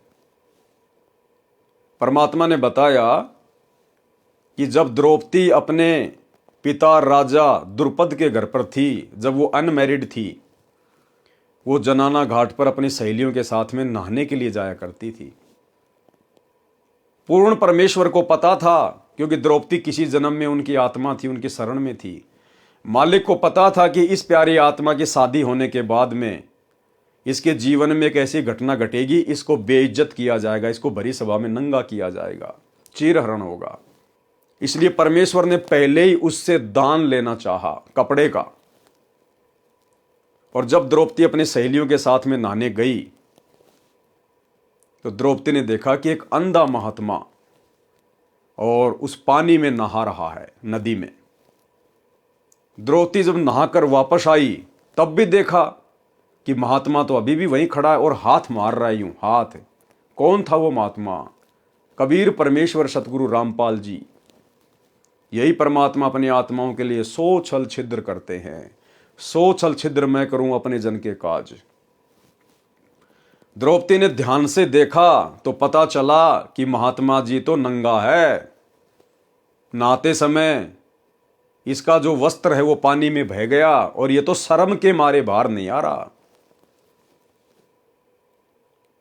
और भाई अगर ये नदी में गहरा चला गया तो डूब भी सकता है। तो द्रौपदी ने क्या किया? अपनी खुद की साड़ी फाड़ी, छोटे छोटे टुकड़े किए ताकि महात्मा जी के हाथ में ये साड़ी का टुकड़ा लग जाए, अपने शरीर पर बांधकर पानी से बाहर आ जाए। गुरुदेव भगवान ने बताया कि द्रौपदी ने 7-8 टुकड़े अपनी साड़ी से फाड़ फाड़ के और महात्मा को देना चाहा, उस पानी में छोड़ा, लेकिन महात्मा जी के हाथ वो टुकड़े नहीं लगे। वो 7-8 टुकड़े द्रौपदी की साड़ी के अंधे महात्मा के रूप में जो कबीर परमात्मा लीला कर रहे थे उनके हाथ में नहीं लगे। भाई वो तो परमात्मा था, वो तो एक ही टुकड़े को अपने हाथ में पकड़ सकता था, लेकिन जानबूझ के परमात्मा ने आज हम पिछली पीढ़ी वाले भक्तों को दान की महत्वता को समझाने के लिए वो लीला की। 7-8 टुकड़े पानी में बह गए, महात्मा जी के हाथ नहीं लगे। अंत में द्रौपदी ने फिर अपनी साड़ी का एक टुकड़ा पाड़ा और एक लंबी सी एक लकड़ी के सहारे महात्मा जी के हाथ के पास कर दिया। महात्मा जी हाथ मार ही रहे थे, तुरंत कपड़ा पकड़ लिया और अपने गुप्तांग के ऊपर बांधकर और बाहर आ गए और कहा, बेटी जिस प्रकार आज तूने मेरी इज्जत रखी है, ऐसे भगवान एक दिन तेरी भी इज्जत रखे। फिर गुरुदेव ने क्या कहा उस सत्संग में, जो मुख्य बात है, मुख्य पॉइंट है कि पुण्यात्माओं, द्रौपदी ने 7-8 टुकड़े अपनी साड़ी के तोड़ तोड़ के, फाड़ फाड़ के महाराज जी को दिए, लेकिन महाराज जी को जो एक टुकड़ा उनके हाथ में लगा, जो एक टुकड़ा साड़ी का महात्मा के हाथ लगा, उस एक टुकड़े के प्रतिफल में और आगे चलकर परमात्मा ने द्रौपदी का चीर बढ़ाया था। केवल एक टुकड़े के प्रतिफल में, वो एक टुकड़ा ही महात्मा जी के हाथ लगा था और उसी दान के प्रतिफल में फिर द्रौपदी का चीर बढ़ाया था, ना कि वो 7-8 टुकड़े जो महात्मा जी के पास से बह गए लेकिन हाथ नहीं आए, उनके प्रतिफल में नहीं।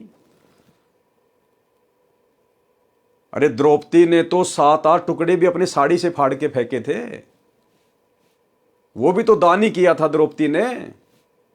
लेकिन गुरुदेव कह रहे हैं कि वो जो 7-8 टुकड़े जो उस महात्मा के हाथ नहीं लगे, उनका कोई फल नहीं मिला, उस एक टुकड़े के प्रतिफल में उसकी साड़ी बढ़ाई। पहले आप ये सत्संग सुन लीजिए भाई और बहनों, सुनिए।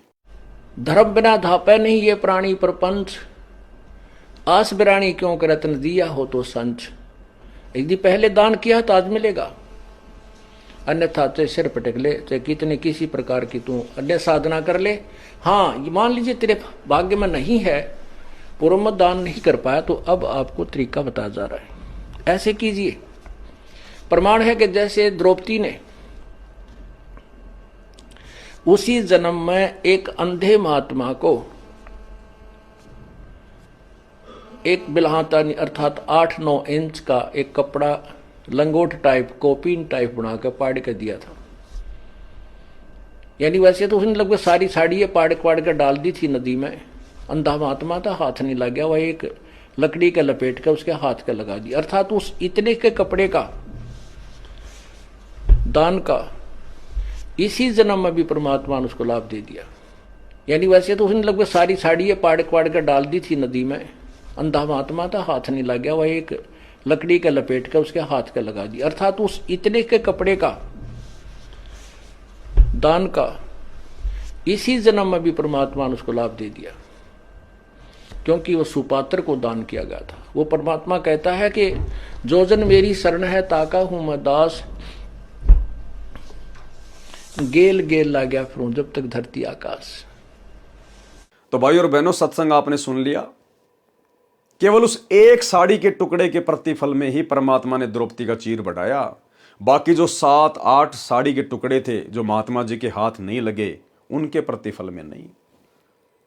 तो विचार करो, जो भाई बहन इन आश्रमों में जाकर इन कुपात्रों को ज्योति पाठ और दान का पैसा दे रहे हैं, इनको क्या मिलेगा? आपके पूज्य गुरुदेव भगवान तो हिसार जेल में बैठे हैं, परीक्षा का समय, और उनको तो 2 टाइम का खाना सरकार दे रही है, 2 जोड़ी कपड़े शरीर पर पहनने के लिए उनको सरकार दे रही है, छोटी मोटी जो भी सुविधा है उनको सरकार दे रही है। ये तुम्हारे दान धर्म का अरबों खरबों रुपया कहां जा रहा है?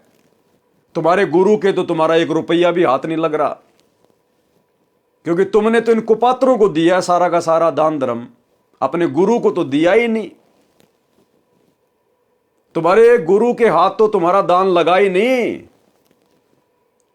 अरे तुम्हारा वर्तमान में 2014 बरवाला कांड के बाद से ज्योति पाठ और दान का पैसा तो द्रौपदी के उन साड़ी के टुकड़ों की तरह महात्मा जी के पास से होके गुजर रहे हैं, महात्मा जी के हाथ नहीं लग रहे। तुम्हें क्या मिलेगा? वो सत्संग हमें शिक्षा देता है, जो साड़ी का टुकड़ा महात्मा के हाथ लगा, उसी के प्रतिफल में महात्मा जी ने द्रौपदी का चीर बढ़ाया। तो आप भाई बहनों का वर्तमान में जो दान धर्म है, ज्योति पाठ का पैसा है, 10वें अंश का पैसा है, आप किसके हाथों में दे रहे हो? दान गुरु के हाथ में दिया जाता है या अपने गुरु भाइयों के हाथ में दिया जाता है? दान गुरु के हाथ में देने से सफल होता है या गुरु भाइयों के हाथों में देने से? गुरु बिन माला फेरते, गुरु बिन देते दान, गुरु बिन दोनों निष्फल है, चाहे पूछो वेद पुराण।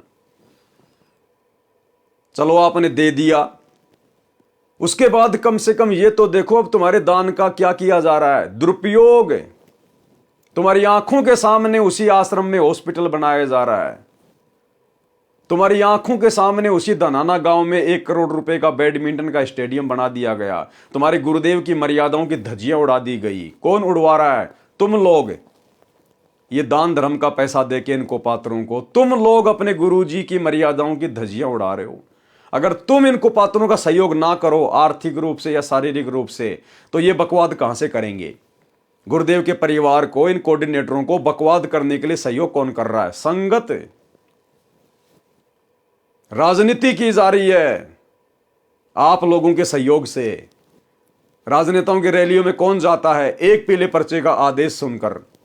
कोऑर्डिनेटरों के आदेश से राजनीतियों में कौन जाता है? नेताओं की रैलियों में धक्के कौन खाते हैं? आप संगत वाले, आप लोग सहयोग कर रहे हो, आप दोषी बन रहे हो।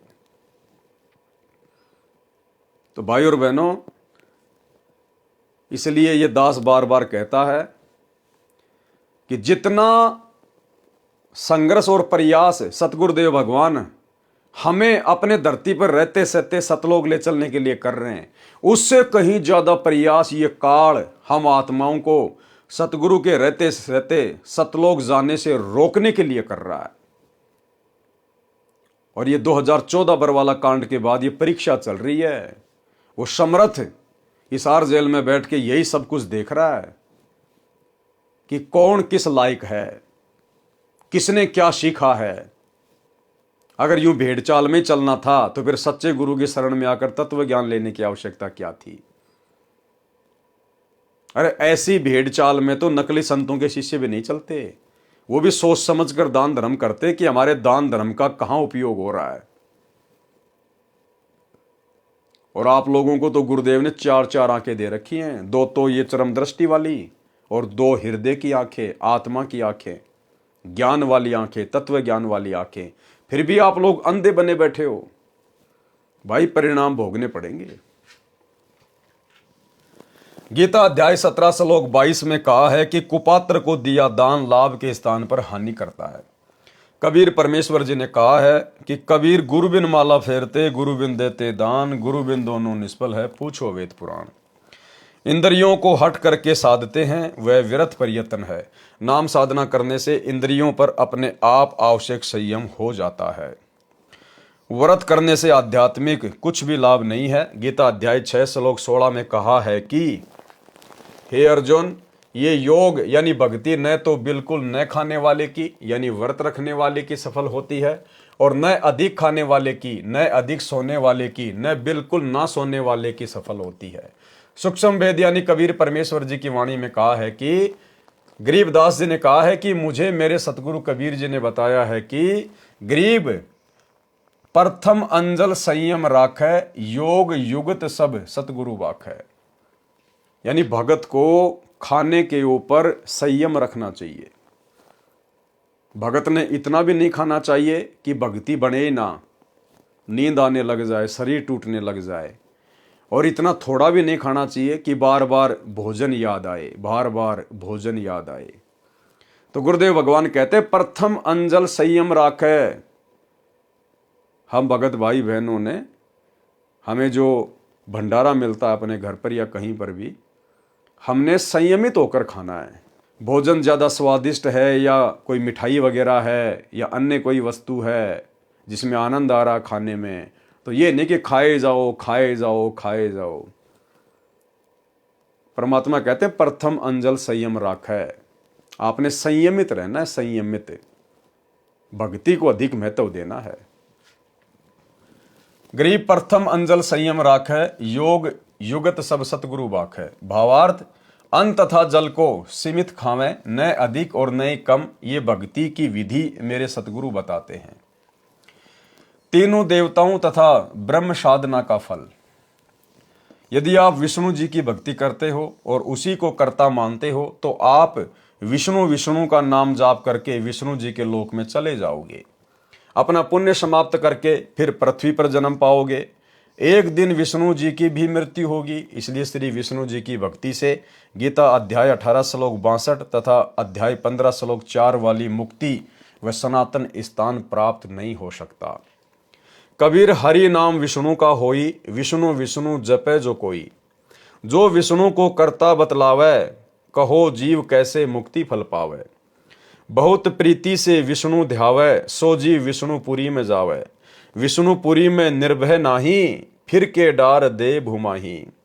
जब मरे विष्णु मुरारी, कहाँ रहेंगे विष्णु के पुजारी। ये फल विष्णु भक्ति का भाई, सतगुरु मिले तो मुक्ति पाई।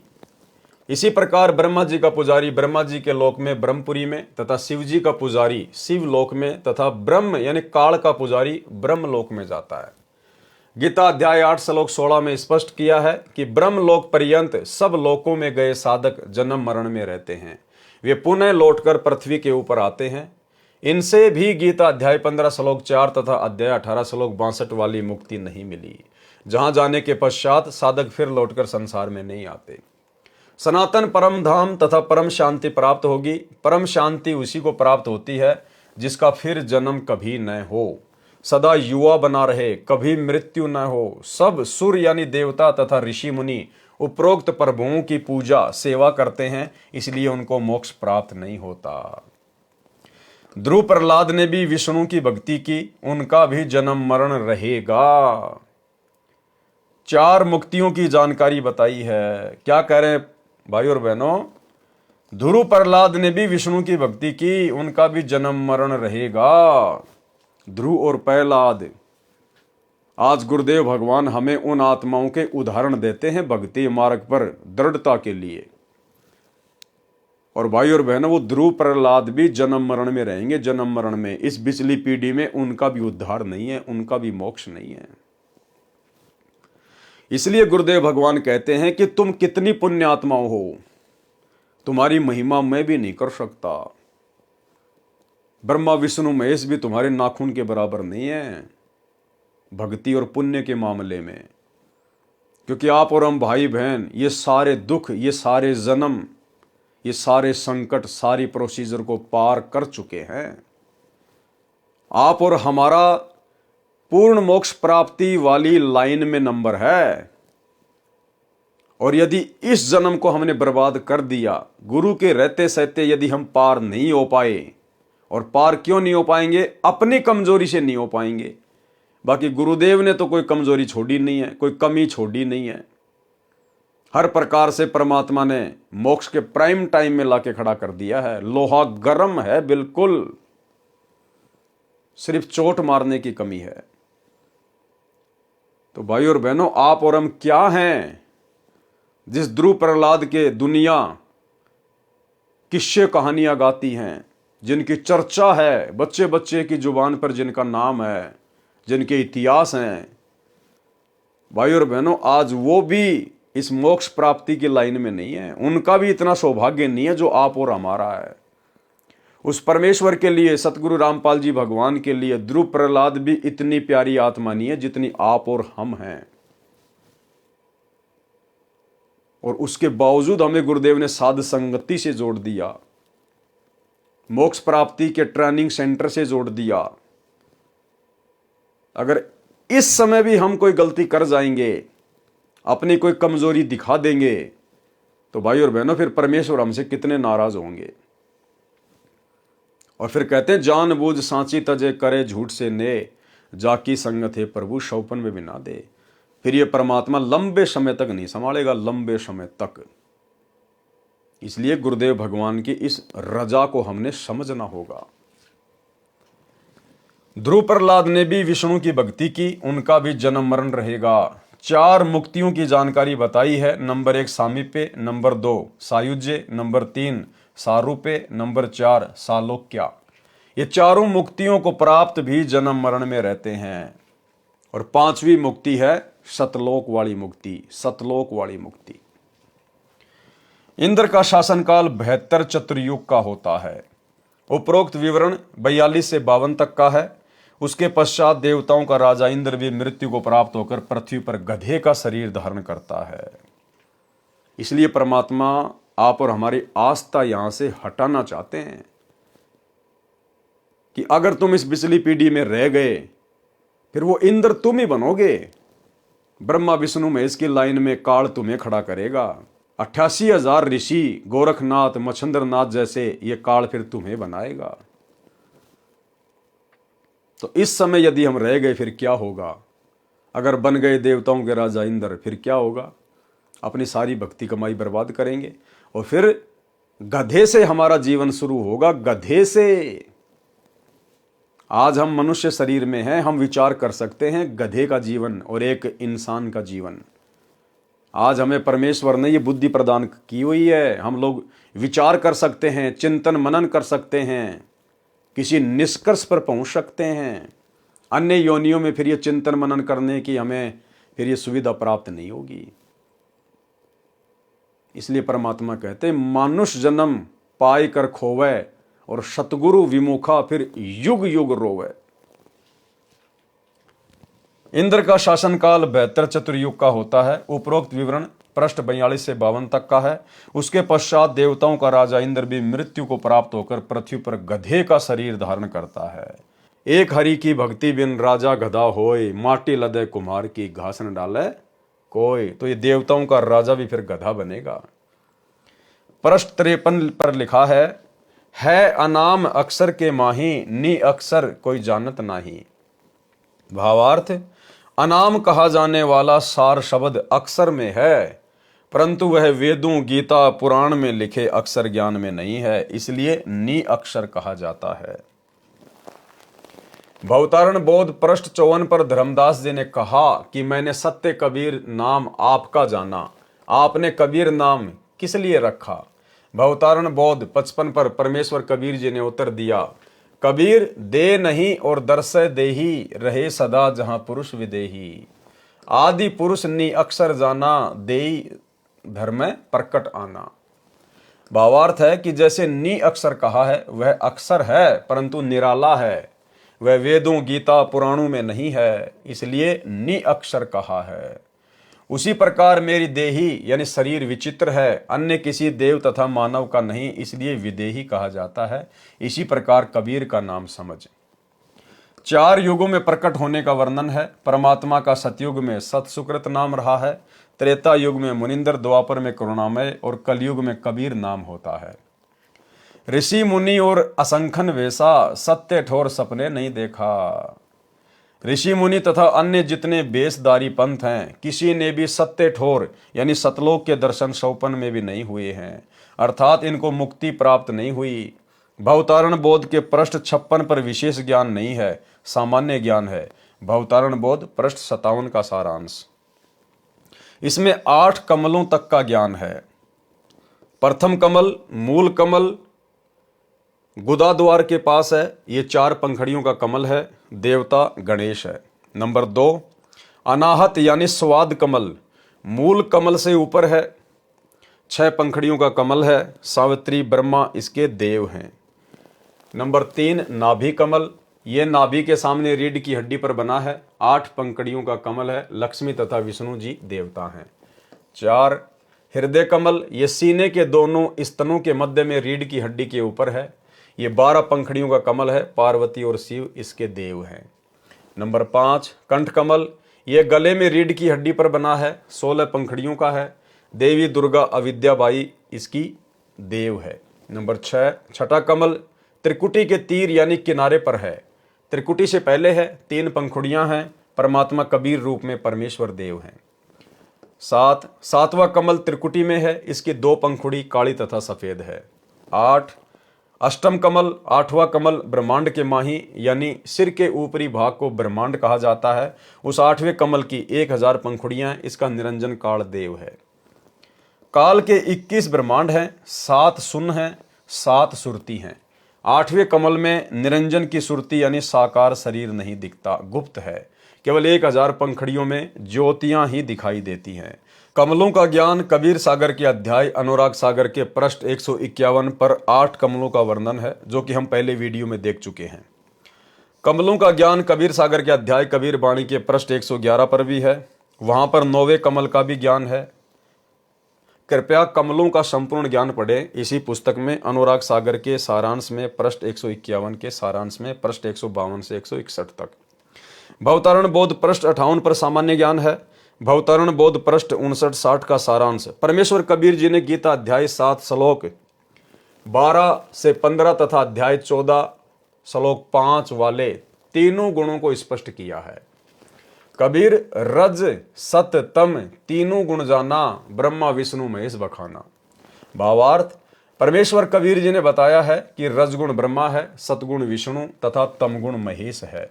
यही प्रमाण मार्कंडे पुराण गीता प्रेस गोरखपुर से प्रकाशित केवल हिंदी सचित्र मोटा टाइप के पेज नंबर 123 पर है। लिखा है कि ब्रह्म काल निरंजन की 3 प्रधान शक्तियां हैं, ब्रह्मा विष्णु महेश। ये ही 3 देवता हैं, ये ही तीनों गुण हैं। देवी पुराण श्री वेंकटेश्वर प्रेस मुंबई से प्रकाशित संस्कृत हिंदी सहित के 3रे स्कंद में 5वें अध्याय के 8वें श्लोक में कहा है, श्री शिव जी ने कहा कि हे मात, यदि आप हम पर दयावान हैं तो मुझे तमगुण, ब्रह्मा को रजगुण तथा विष्णु को सतगुण क्यों बनाया। विवेचन विचार करें पाठक जन, जो ज्ञान पुराणों गीता वेदों में अंकित है, जिसको धर्मगुरु ब्राह्मण नहीं जान सके, उस ज्ञान को काशी वाला जुलाहा कबीर जी जानते हैं। जिनको वे ब्राह्मण अशिक्षित तथा अज्ञानी कहते थे, तो अब कबीर जी को आप क्या कहेंगे। परमेश्वर सर्वज्ञ परमात्मा सच्चा सतगुरु कहेंगे, जगत गुरु कहेंगे। और विचार करते हैं, परमेश्वर कबीर जी ने कहा है कि गुरुदेव भगवान कह रहे हैं कि जो ज्ञान तुम्हारे इन्हीं पुराणों में, शास्त्रों में, वेदों में, कतेबों में, और उस ज्ञान को तुम पंडित भी नहीं समझ पाए, और उस ज्ञान को 650 साल पहले कबीर परमेश्वर ने, जिसको तुम अशिक्षित कहा करते थे, नीची जाति वाला कहा करते थे, उन्होंने बता दिया। आज ये सारे शास्त्र उनके ज्ञान का समर्थन कर रहे हैं। तो आप कबीर जी को क्या कहोगे। परमेश्वर सर्वज्ञ परमात्मा, और क्या कहोगे, सच्चा सतगुरु कहेंगे, और क्या कहेंगे, जगत गुरु कहेंगे। तो आज सच्चे सतगुरु की भूमिका कौन कर रहे हैं, सतगुरु रामपाल जी। जगत गुरु की भूमिका कौन कर रहे हैं, सतगुरु रामपाल जी। क्योंकि जगत गुरु कबीर परमेश्वर के अलावा धरती पर दूसरा कोई हो ही नहीं सकता। जाति हमारी जगत गुरु, परमेश्वर है पंथ, गरीब दास लिखित पढ़े मेरा नाम निरंजन कंत।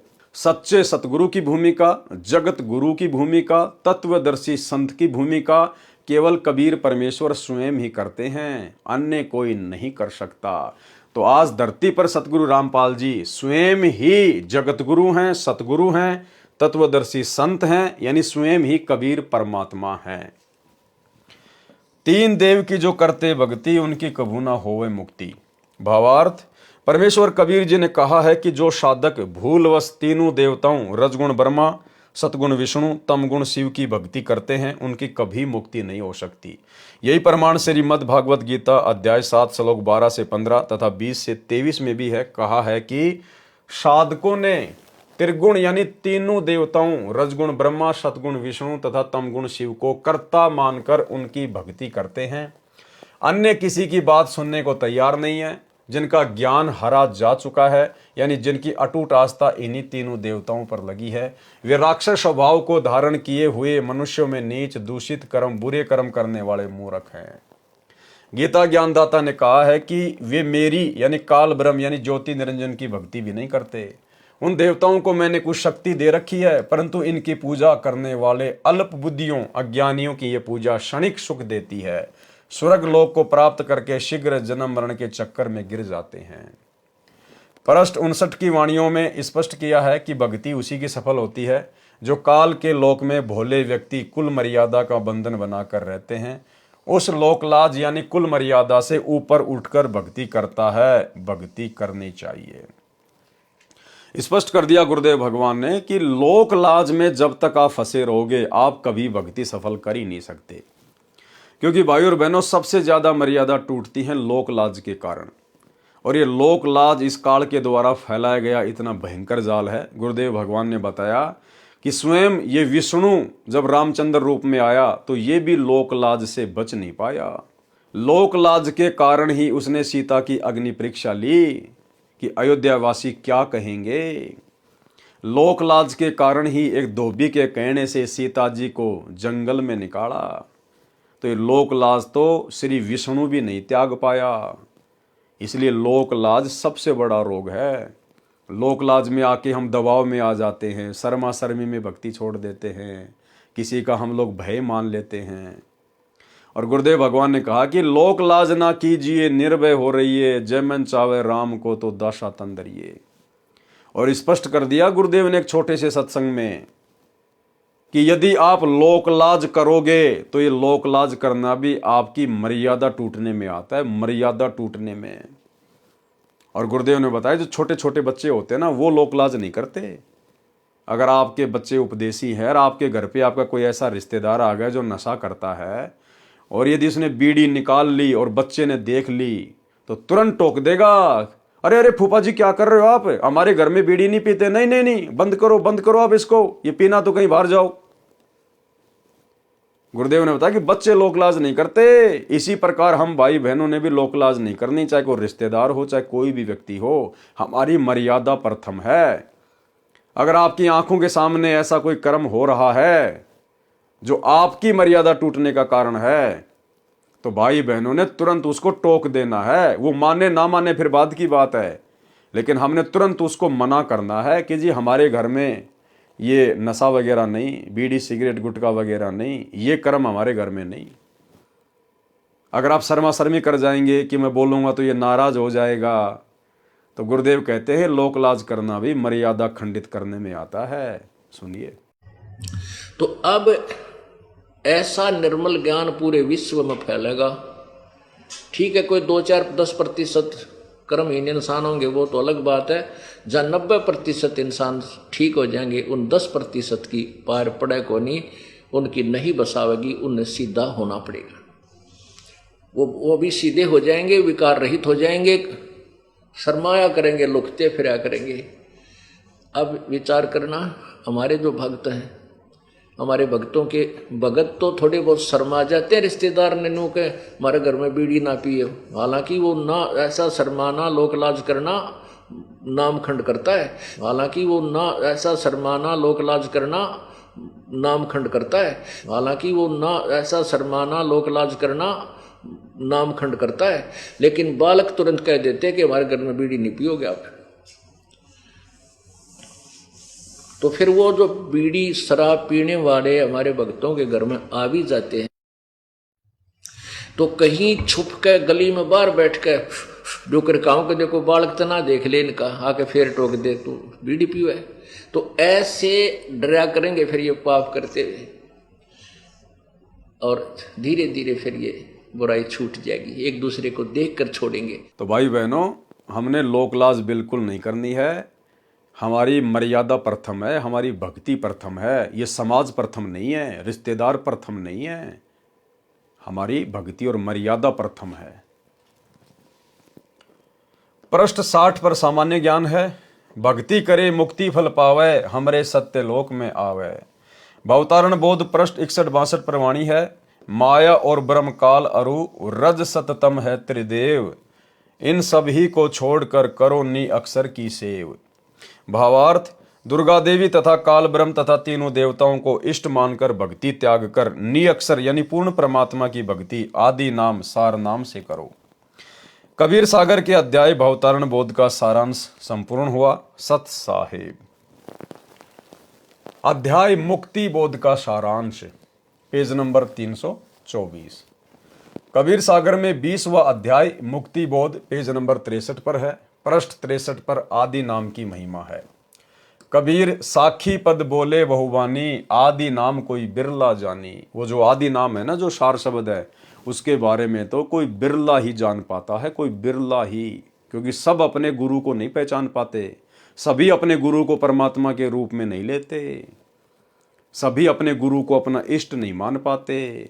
इसीलिए तो गरीबदास जी महाराज जी ने कहा है कि दास गरीब कहे नर लोई, और सतगुरु चीने बिरला कोई।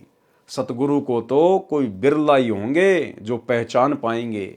जिस प्रकार से आज गुरुदेव के विशेष आशीर्वाद से हम सत्सेवक भाई बहनों ने सतगुरु को पहचान लिया है, सार शब्द को पहचान लिया, अपने मालिक को पहचान लिया है, और हम उनके साथ में वही व्यवहार, वही आध्यात्मिक क्रियाएं कर रहे हैं जो क्रिया परमेश्वर के साथ की जाती है।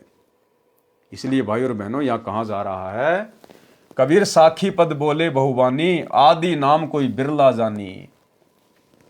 आदि नाम निज सार है बूझ लियो हो हंस, जिन जान्या निज नाम को अमर भये ते वंश।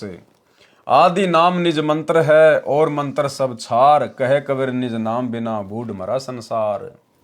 मुक्तिबोध पेज 64 का सारांश है। आदि नाम नी अक्षर सांचा, जाते जीव काल सो बाचा। नी अक्षर धुन जहां होई, ताही जपे नर बिरला होई। जाके बल आवे संसारा, ताही जपे नर हो भव पारा। गुप्त नाम गुरु बिन नहीं पावे, पूरा गुरु हो सोई लखावे। सार मंत्र लखे जो कोई, विष दर मंडवा निर्मल होई। आदि नाम मुक्तामणि सांचा, जो सुमरे जीव सबसों बाचा।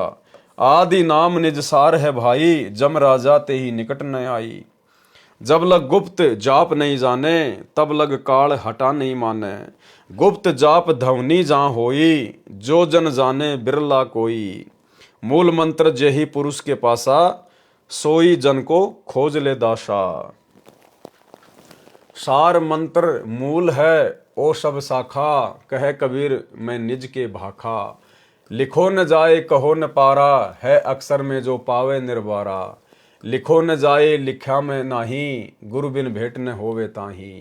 ये सार शब्द के विषय में बताया जा रहा है कि सार शब्द का जाप कैसे किया जाता है, सार शब्द को कौन जप सकता है, सार शब्द को कौन दान कर सकता है। उपरोक्त वाणी जो पृष्ठ 63-64 पर लिखी है, उनका भावार्थ है कि साखी तथा शब्द आदि बहुत संत गाते हैं, समझाते हैं, परंतु आदि नाम यानी सार शब्द कोई बिरला ही जानता है। आदि नाम मोक्ष का खास मंत्र है, अन्य मंत्र सब राख हैं, मोक्षदायक न होने से व्यर्थ हैं। आदि नाम ही निज मंत्र है, उसके जाप बिना सर्व प्राणी डूब मरे हैं, यानी संसार के जन्म मरण के जाल में फंसे हैं, कष्ट उठा रहे हैं। आदि नाम कहो, उसे नि अक्षर कहो, यह सच्चा नाम है, इसी से काल से बचा जा सकता है। अब क्या कह रहे हैं परमात्मा, नी अक्षर यानी सार शब्द के जाप से सुमरण करते समय जो अंदर आवाज होती है, यानी जब सार शब्द का सुमरण किया जाता है तो गुरुदेव कह रहे कि अंदर एक ध्वनि होती है, एक आवाज होती है। उस आवाज को कोई बिरला ही सुन पाता है, यानी उस विधि से सार शब्द का जाप, आदि नाम का जाप कोई बिरला भगत ही करेगा, कोई बिरला भगत ही। नी अक्षर यानी सार शब्द के जाप से सुमरण करते समय जो अंदर आवाज होती है, सुमरण करते समय उस पर ध्यान रखना चाहिए। ऐसे कोई बिरला ही जाप करता है, कोई बिरला ही जाप करेगा। अब यहां तो ऐरे बैरे नत्थु गहरे को इन आश्रमों में 25-25 हजार रुपए के चक्कर में, 1-1 लाख रुपए के चक्कर में सार नाम, सार शब्द आलू टमाटर की तरह बांट दिया गया। अब परमात्मा कहते हैं वो सार शब्द तो केवल सतगुरु ही दे सकता है। सतगुरु उसकी विधि बताएगा, उसकी विधि कोई अन्य जानता ही नहीं, कोई बता ही नहीं सकता, कोई दे ही नहीं सकता, अन्य कोई अधिकारी नहीं है कोई। और सतगुरु जो विधि बताएगा उससे सुमरण से उसमें ध्वनि प्रकट होगी। उस विधि से कोई बिरला ही होगा जो उस सार शब्द का जाप करेगा। और इन आश्रमों में आ जाओ, एक एक पाठ के चक्कर में ले जाओ। एक भगत जी कह रहा था कि मेरे पास में फोन आया, क्योंकि ये क्या करते हैं, ये तो फार्म देखते हैं और फिर फोन करते हैं। ये तो नामदान सेंटर से फोन गया, जयपुर नामदान सेंटर से, और कहा कि भगत जी आप सार नाम ले लो, सार नाम। तो उसने कहा कि भगत जी मैंने तो बरवाला कांड के बाद भक्ति छोड़ दी, मैं तो मांस भी खाने लग गया, शराब भी पीने लग गया, मैं तो जो है वो पुलिस डिपार्टमेंट में हूं, मैंने तो भक्ति छोड़ रखी है। तो बोला क्या हुआ, नामदान सेंटर पे आ जाओ, नाम शुद्ध करवा लो और जाओ, बोले सार नाम लेके आ जाओ। तो उस भगत ने कहा कि भगत जी मेरे तो झटका सा लगा और मैं आपके वीडियो देखा करता था, तो सारी बातें मेरे झट से समझ में आ गई कि भाई यहां तो केवल माया के लिए सारा काम हो रहा है। तो भाई और बहनों, यहां तो इस प्रकार से सार नाम और सार शब्द दिया जा रहा है, जबकि वास्तविक विधि तो परमात्मा बता रहे हैं। नी अक्षर यानी सार शब्द के जाप से सुमरण करते समय जो अंदर आवाज होती है, सुमरण करते समय उस पर ध्यान रखना चाहिए। अब ये कहां से ध्यान रखेंगे, इनका ध्यान तो लड्डू जलेबी बर्फियों पे है, लड्डू जलेबी बर्फियों पे। इनका ध्यान तो राजनीतियों में है, राजनीतियों में। ये कहां से ध्यान रखेंगे। सुमरण करते समय उस पर ध्यान रखना चाहिए, ऐसे कोई बिरला ही जाप करता है। भावार्थ है कि सार शब्द के सुमरण की विधि पूर्ण संत बताता है। कौन बताता है? पूर्ण संत। अब बताओ, पूर्ण संत तो बैठे हिसार जेल में, और धनाना आश्रम में, मुंडका आश्रम में, रोहतक के सिंहपुरा आश्रम में लोगों को सार शब्द दे दिए गए। तो बताओ कौन विधि बता सकता है? भावार्थ है कि सार शब्द के सुमरण की विधि पूर्ण संत बताता है। उससे ठीक समझकर कोई बिरला ही शिष्य ठीक से जाप करता है। उसको लेने के बाद भी कोई बिरला ही भगत होगा जो ठीक से उसको जाप करेगा। जब तक गुप्त जाप का ज्ञान नहीं होगा तब तक काल दूर नहीं जाएगा। अब वो गुप्त जाप की विधि भाई सतगुरु बताएगा, दूसरा नहीं बता सकता। हे भगत, जिस संत के पास सार शब्द के जाप की गुप्त विधि है उसको खोज लो। लिखो न जाए लिखा में नाही, गुरु बिन भेंट न होवे ताही। लिखो न जाए कहे को पारा, है अक्षर में जो पावे निर्बारा। अब बताओ इन्होंने क्या सार शब्द दिया होगा भक्तों को? ना वो लिखा जाए ना वो बोला जाए, तो इन्होंने क्या दिया होगा? भावार्थ, जो गुप्त जाप है उसके सुमरण की विधि लिखी नहीं जा सकती। न मैंने लिखी है, यानी न ग्रंथ में लिखाई है। जाप की विधि सबके सामने नहीं कही जा सकती। उसको पूर्ण गुरु ही निखार कर यानी निर्णायक तरीके से बता सकता है। कौन बता सकता है सार शब्द के जाप की विधि? उसको पूर्ण गुरु ही निखार कर यानी निर्णायक तरीके से बता सकता है। तो भाई इन सतलोक आश्रमों में जो सार नाम सार शब्द दिया जा रहा है उसको तो भाई आपके गुरु भाई बहन ही बता रहे हैं। गुरु भाई बहन ही आपके गुरु बने हुए हैं। उसके बिना कोई बता नहीं सकता, गुरु के बिना कोई बता नहीं सकता। देखो साफ साफ कह रहे परमात्मा, क्या कह रहे हैं? उसको पूर्ण गुरु ही निखार कर यानी निर्णायक तरीके से बता सकता है, उसके बिना कोई बता नहीं सकता। तो बताओ हमारे गुरुदेव तो हिसार जेल में बैठे हैं, फिर इन आश्रमों में सार शब्द के गुप्त जाप की विधि कौन बता रहा है? यहां तो कह रहे हैं कि उस पूर्ण गुरु के अलावा कोई बता ही नहीं सकता। तो ये भगत भाई जो इन आश्रमों में सार शब्द दे रहे हैं, क्या वो हमारे वो गुरु हैं क्या? इसलिए दास कह रहा है कि ये फर्जी है, फर्जी। ये परीक्षा चल रही है, परीक्षा। परमात्मा यही सब कुछ तो देखने के लिए आप और हमसे दूर हुआ है कि इन्होंने मेरे को समझा क्या है, भक्ति को समझा क्या है इन्होंने। सार शब्द के जाप की विधि भी अक्षर में है, यानी बोलकर बताई समझाई जाती है। किसके द्वारा? सतगुरु के द्वारा।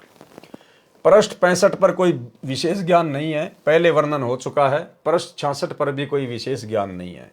कहे कबीर सुन धर्मदास सुजानी, अकय हतो ताई कहो बखानी। भावार्थ, जो नाम अकय था यानी जिसका जाप बोलकर नहीं करना, उस मंत्र के सुमरण की विधि को बोलकर बताया है। पृष्ठ 67 पर सामान्य ज्ञान है, पृष्ठ 68 पर कोई भिन्न ज्ञान नहीं है। यहां वहां हम दोनों ठाऊं, सत्य कबीर कली में मेरा नाऊ। गुप्त जाप है अगम अपारा, ताही जपे नर उतरे पारा। कबीर जैसे फनपति मंत्र सुन, राखे फन सिकोड़। ऐसे वीरा सार नाम से काल रहे मुख मोड़। सोहम शब्द नी अक्षर बासा, ताही भिन कर जपिए दासा। साखी, जो जन है जोहरी, लेगा शब्द बिलगाए। सोहम सोहम जप मरे, मिथ्या जन्म गवाए। भावार्थ, परमेश्वर कबीर जी ने स्पष्ट किया है कि मैं दोनों स्थानों पर हूं, यहां पृथ्वी पर सतगुरु रूप में तथा सतलोक में सत्य पुरुष रूप में। क्या कहा कबीर परमेश्वर ने? कि मैं दोनों जगहों पर हूं, नीचे पृथ्वी पर सतगुरु रूप में और ऊपर सतलोक में सत्य पुरुष रूप में। तो भाई नीचे पृथ्वी पर वर्तमान में सतगुरु रूप में कौन है? कौन है? सतगुरु रामपाल जी। तो कौन हुए सतगुरु रामपाल जी? स्वयं सत्य पुरुष, स्वयं कबीर परमात्मा। परमेश्वर कबीर जी ने स्पष्ट किया है कि मैं दोनों स्थानों पर हूं, यहां पृथ्वी पर सतगुरु रूप में तथा सतलोक में सत्य पुरुष रूप में। कलयुग में मेरा नाम सत्य कबीर नाम चलेगा। गुप्त नाम का जाप किया जाता है जिसकी शक्ति अपार है। मेरे सार नाम के सामने काल ब्रह्म ऐसे मुख मोड़कर भाग जाता है जैसे गारडू के मंत्र को सुनकर सर्प अपने फन को इकट्ठा करके भाग जाता है। सोहम शब्द का योग सार नाम के साथ है, उसका जाप भिन्न भिन्न करके किया जाता है। यदि कोई अकेला सोहम मंत्र का जाप करता है वह अपना जन्म व्यर्थ कर रहा है। जो भगत जोहरी यानी सुमरण भेद का जानने वाला है, वह भिन्न भिन्न करके जाप करेगा। मुक्ति बोध पृष्ठ 69 का सारांश। तब साहिब अस बोले बाती, लेऊं छुड़ाए राखूं निज साथी। तुमको दीनी भक्ति अपारा, नाम जपो तुम अजर हमारा। श्रवण माही कह दीन्या भाई, तो ने विवेक आ बैठाई। नाम सुने मोर मोह कह पावे, जम जालिम तेई देख डरावे।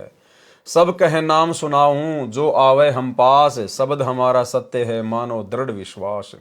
भावार्थ, धर्मदास जी ने बताया कि मेरे को परमेश्वर कबीर जी ने ऐसे कहा कि जो मेरा नाम जपता है उसको काल से छुड़ाकर अपने पास रखूंगा। जो मेरा नाम सतगुरु से सुनकर जाप करेगा वह मेरे पास आएगा। मैंने तेरे कान में आदि नाम बोलकर सुना दिया है, उसका विवेक करा दिया है। जब मैं कबीर परमेश्वर तेरे को नाम दान का आदेश दूंगा, तब वह सार नाम अधिकारी को नाम सुनाओ। इस बात का विश्वास रख धर्मदास, हमारा मोक्ष मंत्र सत्य है। पृष्ठ 70 पर सामान्य ज्ञान है। मुक्ति बोध पृष्ठ 71 पर, जिन जिन नाम सुना है काना, नरक न परे होई मुक्ति निदाना। आदि नाम जय श्रवण नाही, निश्चय सो जीव जम घर जाई। अक्सर गुप्त सोई में भाखा, और शब्द सवाल अभिलाषा। भावार्थ, परमेश्वर कबीर जी ने कहा कि जिन जिन के कान में सार नाम पड़ा है, यानी जिनको सार नाम सुनाया गया है, जैसे कई भगत आसपास बैठे हों तो सार शब्द कान में सुनाया जाता है। जब अधिक भगत सार नाम लेने वाले हैं तो ऊंचा बोलकर सुनाया जाता है, वह भी कान में सुनाना ही कहा जाता है। जिन जिन ने नाम सुन लिया यानी प्राप्त कर लिया, वे काल जाल में नहीं रहेंगे, वे नरक में नहीं गिरेंगे, उनकी अवश्य मुक्ति होगी। जिनके कान में सार शब्द नहीं सुनाया गया, यानी जिनको सार नाम पूर्ण गुरु से प्राप्त नहीं हुआ, वे अवश्य यमलोक में जाएंगे। जो गुरु कहते हैं कि सार नाम को बोलकर नहीं सुनाया जाता, आत्मा में प्रवेश किया जाता है, वे गलत कहते हैं। जो गुप्त अक्षर यानी गुप्त सार नाम अक्षर में है, वह मैंने बोल सुनाया है। मुक्ति बोध पृष्ठ 72 का सारांश। जब लग भक्ति अंग नहीं आवा, सार शब्द कैसे को पावा। सत्य नाम श्रवण में वो से, जो माता बालक कह पोसे। भावार्थ, परमेश्वर कबीर जी ने स्पष्ट किया है कि जब तक प्रथम नाम तथा सतनाम के जाप से भगत के शरीर में भक्ति प्रवेश नहीं होगी, यानी दोनों मंत्रों की भक्ति कमाई संग्रह नहीं होगी, उसको सार शब्द कैसे दिया जा सकता है। सत्य नाम जो 2 अक्षर का है, उसको भी बोलकर सुनाया जाता है, कान में सुनता है, यानी सब मंत्र कहे और सुने जाते हैं। नाम के जाप से आत्मा को ऐसे बल मिलता है जैसे बालक का माता के दूध से पोषण होता है।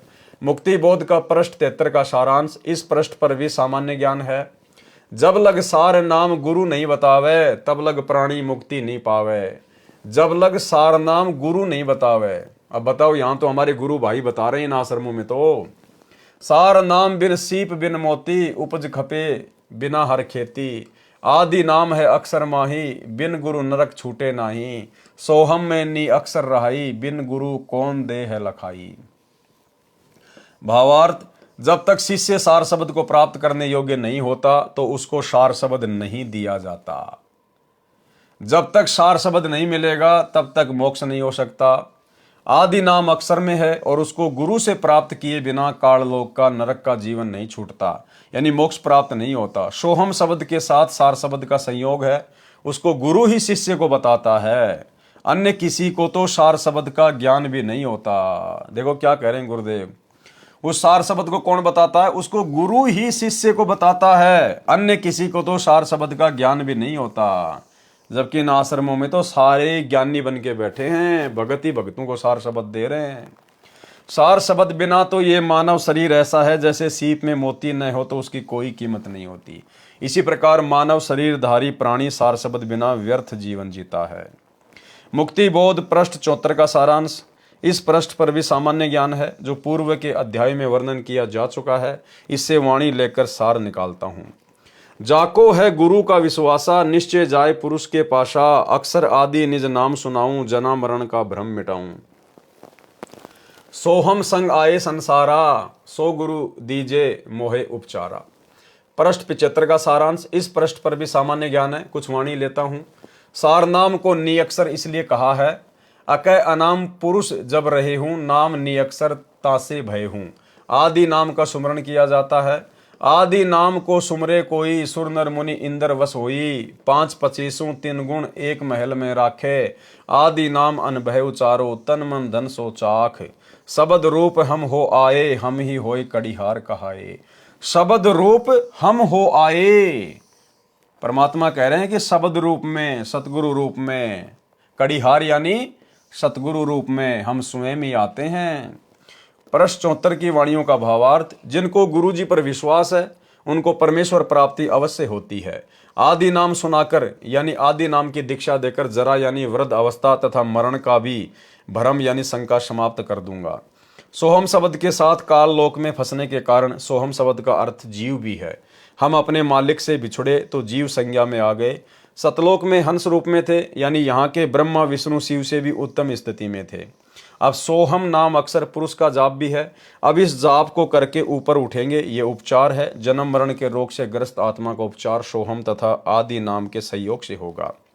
प्रश्न 75 की वाणियों का भावार्थ, परमेश्वर कबीर जी ने स्पष्ट किया है कि सार नाम अर्थात आदि नाम को निअक्षर इसलिए कहा जाने लगा, परमेश्वर जब अके तथा अनाम स्थिति में थे तो उनका निअक्षर नाम पड़ा।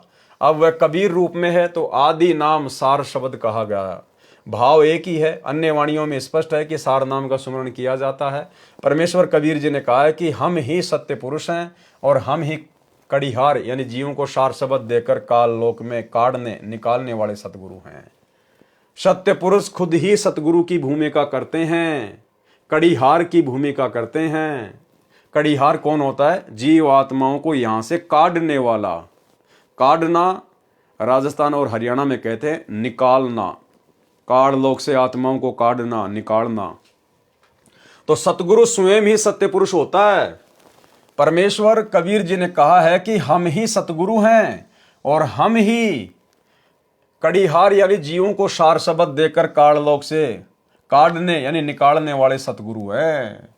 मुक्ति बोध अध्याय के प्रश्न 76 से 80 तक सामान्य ज्ञान है तथा पहले के अध्याय में वर्णन हो चुका है। कबीर सागर के अध्याय मुक्ति बोध का सारांश संपूर्ण हुआ। सत्य साहेब। तो भाई और बहनों, आज की वीडियो में हम केवल इतना ही लेंगे। परमेश्वर की रजा से, उनकी दया से धीरे धीरे हम लोग आगे बढ़ेंगे और कहीं कहीं परमात्मा आप और हम सत्सेवक भाई बहनों के विश्वास के लिए बहुत ही गहरी और गूढ़ बातें लिख देते हैं और बाकी जो हमारे जगत वाले भाई बहन हैं, परमेश्वर उनके मतलब की भी बीच बीच में सारी बातें लिख रहे हैं। तो हम भाई बहन यदि गुरुदेव भगवान के कर कमल से लिखित इन पुस्तकों को पढ़ेंगे, सुनेंगे तो भी हम ढेर सारे पुण्य के भागी बनते हैं, क्योंकि गुरुदेव भगवान ने जो लिखा हुआ है हमने उसको छोड़ना नहीं है। हमने कंप्लीट इसको पढ़ना है, इसको हमने कंप्लीट ही लेकर चलना है, क्योंकि परमात्मा ने लिखा है तो ज़रूर वो विशेष है। भले हमें समझ में ना आए, भले वर्तमान में हमारे मतलब की उसमें कोई बातें ना हो, लेकिन गुरुदेव ने लिखा है तो हमने उसको पढ़ना भी होगा, अन्यथा गुरुदेव ने कोई फालतू में थोड़ा ना लिखा है। तो भाई और बहनों, आज के वीडियो में केवल इतना ही। कल रात्रि 8 बजे सभी भाई बहन फिर से लाइव जुड़िए। तब तक गुरुदेव भगवान हम सबको आज्ञा दें, इजाज़त दें, आशीर्वाद दें। बंदी छोड़ सतगुरु रामपाल जी भगवान की जय हो।